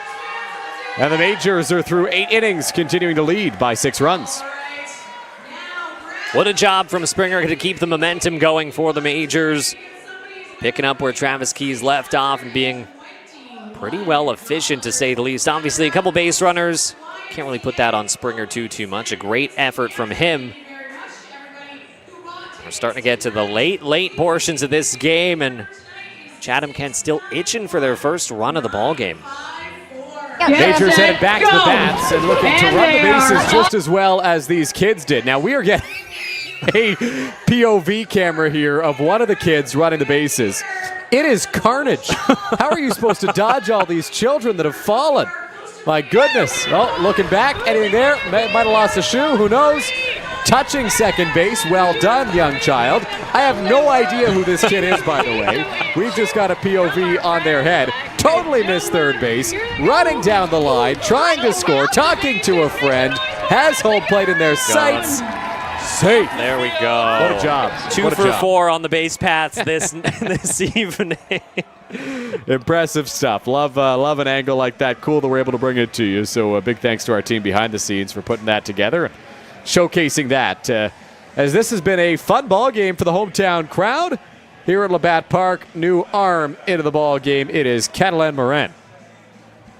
Yeah, great way to put it there. It's been a really fun week for the hometown crowd here. Been pretty exciting across the board. As the ball turns over to Morin, right-handed arm on the mound. Just looking to try and shut down the Majors here in what could be their last opportunity at the plate. Morin, his 3rd season with the Barnstormers. Bit of an inflated ERA. but similar to his numbers in 2024 so far. We had a 13.50 ERA. This season, identical, 13.50 ERA as well.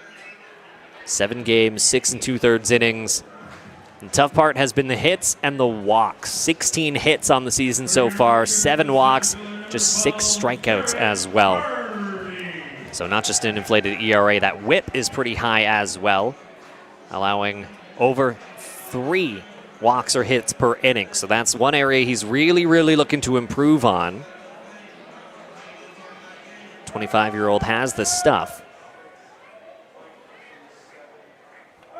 Moran will face 8-9-1 in the majors order. It'll be Bernie, Babbia, Cascato due up for the home side.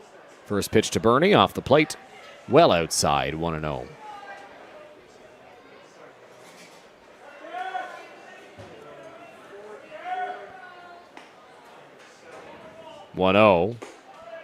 Misses, 2-0.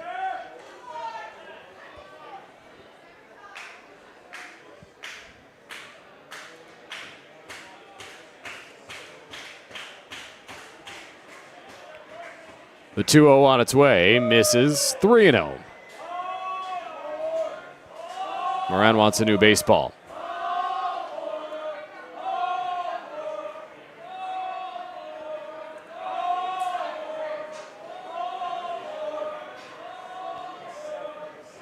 .3-0 from Moran. In there for a strike, 3-1 to Bernie now.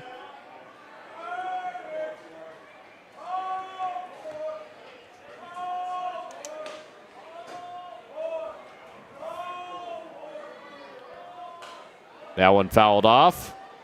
3-2.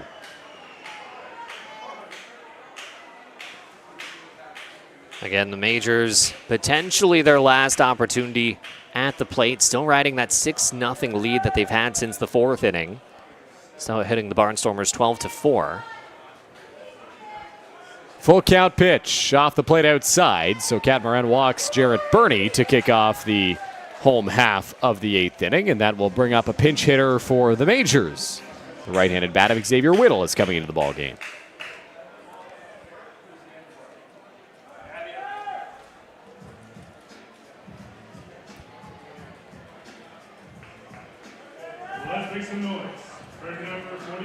Whittle was in the lineup on Canada Day, playing first base. Was later lifted for Cleveland Brownlee. Been pretty productive. Utility player, DHs, and can play first most times. First pitch to him, scorched through the hole. It's a base hit. So Xavier Whittle sees one pitch and is aboard with a single. First and second now for the majors with nobody out. Well, I know after starting on Wednesday, coming off the bench today, he was probably itching to contribute offensively in this one. Obviously, some pretty great numbers from him. Again, 346 on the season, so great contact abilities from Whittle, and just put it right on display. But it looks like just as quickly as he was in the game, it looks like he's going to be right back out. So it looks like we're going to have a pinch runner coming in. David Dreyer is taking over as the pinch runner for the majors there, just as quickly as you mentioned, Justin. One pitch, the duration of Xavier Whittle's appearance in this ball game, but he made it a good one. Lined a single through the hole. So first and second now for Michael Escato. You'd imagine Dreyers just stays in the ball game after pinch running and plays third, which was the spot originally occupied by Babiak, who Whittle pinch hit for. First pitch to Escato was there for a strike, 0-1. Escato doesn't like the call. It's a part of the plate that we have seen called a strike a few times. Mentioned it before on these broadcasts. As long as the strike zone is consistent, then I'm happy. Every umpire, obviously human. It can fluctuate a little bit here and there, but it looks like the lower part of the strike zone in particular, both inside and away, has been a little wider compared to some other ones, but it's been fairly consistent to both sides tonight. 1-1 as Moran readies.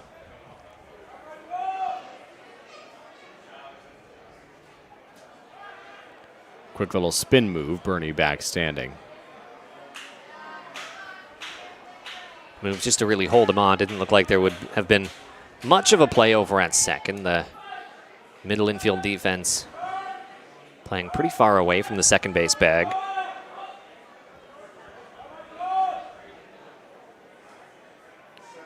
1-1. Pop foul. 1-2.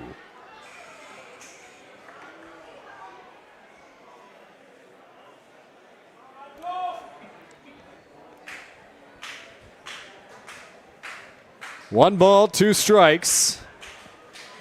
Escato ready in the batter's box here to face Cat Moran, looking for his first out of this 8th inning. It looks like swing and a miss, strike 3 there by Escato, so he's down on strikes for the first out. If my eyes are correct, we're starting to see a little bit of rain coming down here in London, Ontario right now as well. We knew it was going to hit us at some point. Doesn't look heavy quite yet. I don't think your eyes deceive you. Oh, yeah. It's coming down. I guess I'd say better late than never, but you'd almost prefer the never in a situation this late in a ball game. But Majors won't really argue in any case with that 6-0 lead. Tucker Zadunik in the batter's box. Lefty-lefty matchup here against Moran. First pitch is low for ball 1.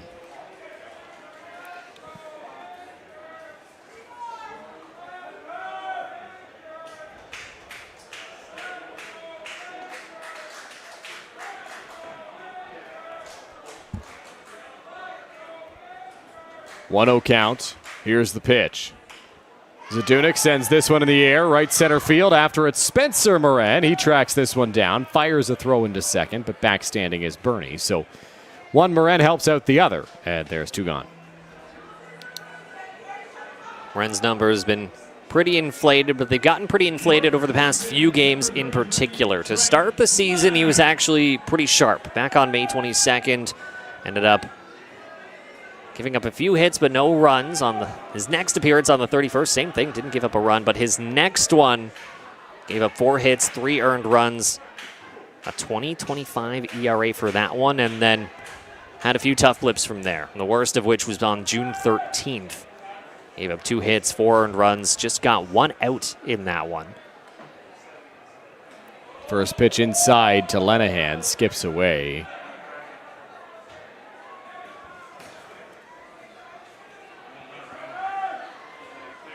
Rain certainly starting to pick up, as you see on your screen. If it can cool things down, I am A-okay with a little bit of rain for some Friday night ball. 1-0. Misses. 2-0. Get a look at Trent Lenahan with Scott Janice loosening up in the background. We'll see if the rain becomes a factor for the pitching side here over the next little bit. Can definitely have an impact on the grip of the ball. 2-0 in the dirt. Skips away from Ansari. Nobody moves any further. 3-0. Wonder if the rain is impacting Moran's grip on the ball. Sometimes tough, and it can really work both ways, where it can make the ball a little bit slippery, but then in some cases it can make you overcorrect and grip the ball a little bit too tightly, which results in balls in the ground like we've just seen a couple times now.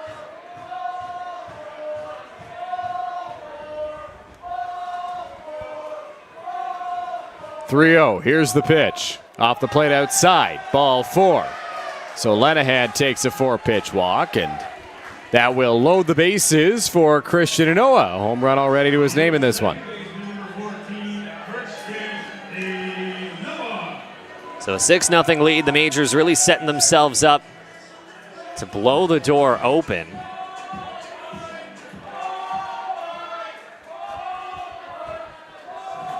Ballflowers don't stop even when it's pouring rain. That's there for a strike. It's 0-1.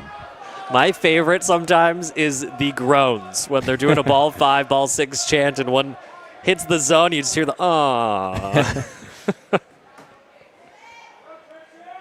It is really coming down out there right now. 0-1.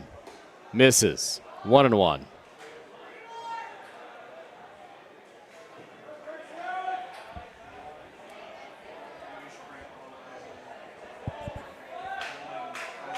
One ball, 1 strike, 2 out here in the inning. Bernie at third, Dreyers at second. And Christian Inoa gives this baseball a ride to left field. He's got 2 tonight. This one's a grand slam. Christian Inoa, never bothered by any rain, sends this one way out to left field. His second long ball of the night. I hate and to the pull Majors on, are up by double digits. Hate to pull on some cliches, but I guess when it rains, it pours. What a hot shot. Barnstormers left the door open again. Some tough pitching in a few of their matchups, and it cost them pretty heavily today from a 6-0 lead to a 10-0 lead late in this ball game. Starling Joseph into the batter's box now for the Majors. Second grand slam in as many weeks for the Majors. The last one hit by this man, Starling Joseph. Late in the game, bases loaded situation. I can almost guarantee that Starling Joseph is a little upset that he didn't get a shot at it, a good crack at it. He gives this one a ride to left field, but doesn't quite have the distance. Grayson Barrett is over, and he makes the grab to end the inning. Well, Christian Inoa has 2 home runs tonight, the most recent of which was a grand slam to give the Majors a double-digit lead. It's 10-0 London as we head to the 9th on a rainy night at Labatt Park.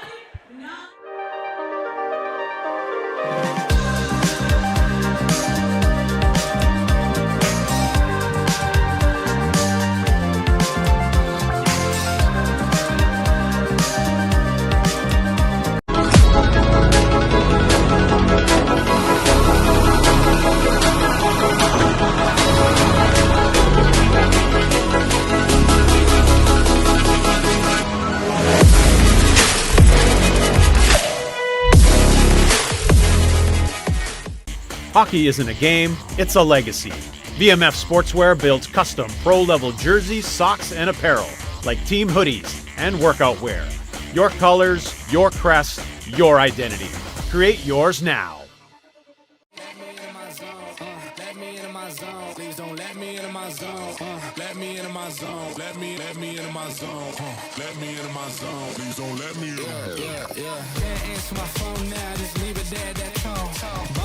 Can't beat me up cause I'm back in my zone now. Cause I'm back in my zone now. We got this, united, step it up, keep on thriving, we trying, keep shining, living in a world where we colliding. When we're together, amazing things happen. Feel what it means to be greater together. Shine on. Country Roads taking us home here at Labatt Park. Skylar Janice trying to do the same here as the rain continues to pour down at the Forks of the Thames.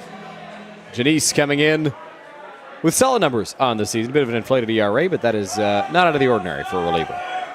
Yeah, it's been kind of a funky go in terms of the save column across the board in the CBL. Obviously, we've seen some not close games here in 2026. This one, as of now, kind of included in that spot. So still leads in the saves category, if not kind of low bar to hit the lead in the saves category so far. Austin Gurney in the batter's box takes a first pitch ball from Janice there. Swing and a miss, 1-1. So when I say it's tough pickings in the saves, but not that this is a save situation by any means of the word. Skylar Janice leads with 5. Davey Mendez right behind at 4. And then the next closest is a 2-way tie with just 2. So big difference from what we've seen in some past years when it comes to that category. Justin, I'll be honest, I looked at the saves column about 3 weeks ago, and I think it was the same. You might be right. Sends this one down the left field line. After it, Hancock. Long run into a dive. Couldn't quite come up with it. Great effort there from Ryder Hancock. That was quite the hustle. He was absolutely booking it to the foul side to try and make a play there.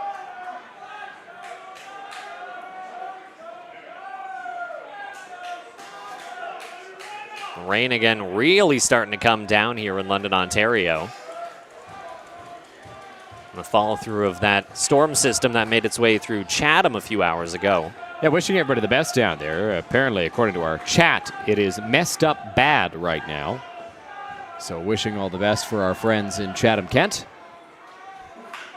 Hit hard through the hole. It's a base hit. And for the record, those are their words, not mine. I was about to ask, is that quote unquote? No, I didn't. I didn't just come up with that. It was in the chat. It was what one of our lovely viewers had to say.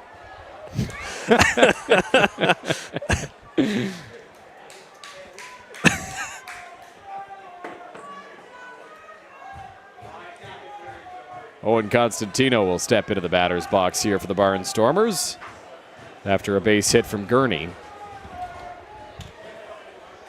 Swings and misses. Strike one.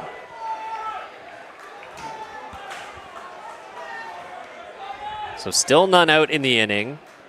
Barnstormers still have a chance to try and not only get their first run, but try and make that gap a little bit closer. Swing and a miss there. 0-2.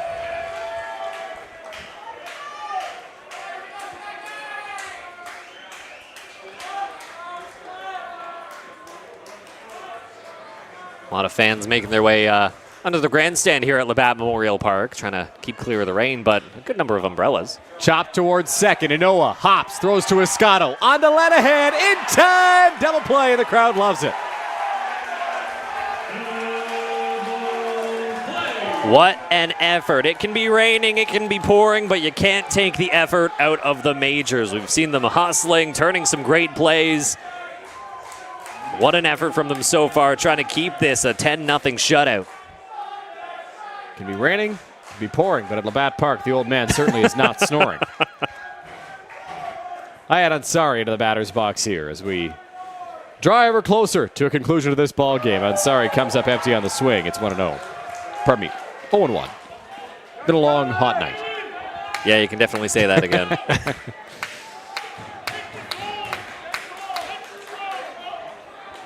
0-1 count. Pitch from Janice in the dirt. No bite from Ansari there. It's been a tough out tonight for the majors. 2 for 3 is the Barnstormers catcher.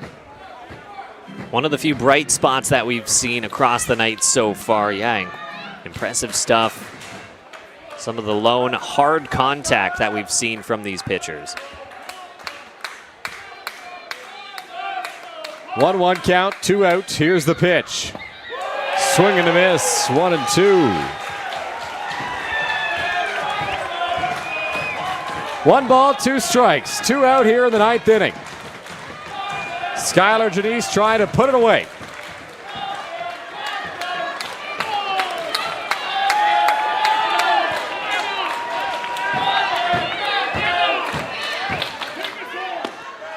Just off the plate outside. Crowd wanted it, didn't get it. If anything, it's just going to get this majors crowd a little bit louder here as well, drawing towards the tail end of this one. 2-2. Fouled off. We'll try again on 2-2. Still a great effort from Ansari, even though it's starting to get towards wrapping up this game. He's still putting a whole lot of effort in himself. Really trying to carry the weight of this team on a Friday night in enemy territory. 2s across the board. 2 balls, 2 strikes, 2 out. The pitch from Janice. In the air right field. Zadunik has to go back on this baseball. He's got a beat on it. He makes the catch. Skylar Janice puts this one away for the majors as they make it back-to-back wins. A resounding 10-0 victory over the Barnstormers tonight. A real complete effort across the board for the majors. We saw some home runs. We saw some flashy defense. And you can't say enough good things about the pitching performances for the London Majors. And it all got started with an impeccable effort from Travis Keys. Keys was spectacular tonight. Vintage Travis Keys. A terrific performance from the left-hander, exactly what the majors needed in this ball game. And they will be looking to build off of that here as the weekend progresses for this ball club. A big win on Canada Day for the Majors, followed up by a big win in different fashion tonight. Yeah, very, very different games, but in both cases, the hometown crowd going home nice and happy. Obviously, it's been a hot week, but the Majors have been equally as hot across the board. Absolutely, they have been, Justin. Exactly what the doctor has ordered for the Majors after a couple of tough losses at the hands of the Hamilton Cardinals last Sunday and this past Tuesday, I should say. So a real bounce-back effort from the Majors. And Rup Sanderdot talked before the Canada Day game about wanting to start on time, having a good start to the ball game. They did just that on Wednesday, and they repeated it again tonight. I think Wednesday was a pretty big momentum shift for the team. Like you mentioned, a couple tough losses last week. Turning into this one, there were a lot of question marks on how the Majors were going to turn things back around. A close win for them did that. I think having one that was a bit more of a blowout win, a shutout win, was arguably what they might have needed even a little bit more than Canada Day. Well, we will send it down to field level now. Our very own Evan Fredrickson is with tonight's player of the game. Gentlemen, thank you very much. Here with Travis Keys. Travis, what a full team win for you guys, starting off 2-0 in July. How you feeling? Great. I mean, we did our job tonight. We hit, we pitched, we did everything. You had 91 pitches, 7 innings, 5 strikeouts. What pitches were really working well for you against this Barnstormers lineup? Slider and fastball, just getting ahead more tonight, which was good. And what do you guys have to do to kind of carry that momentum and start July with a 3-0 record? Just keep doing what we do. Thank you so much, gentlemen.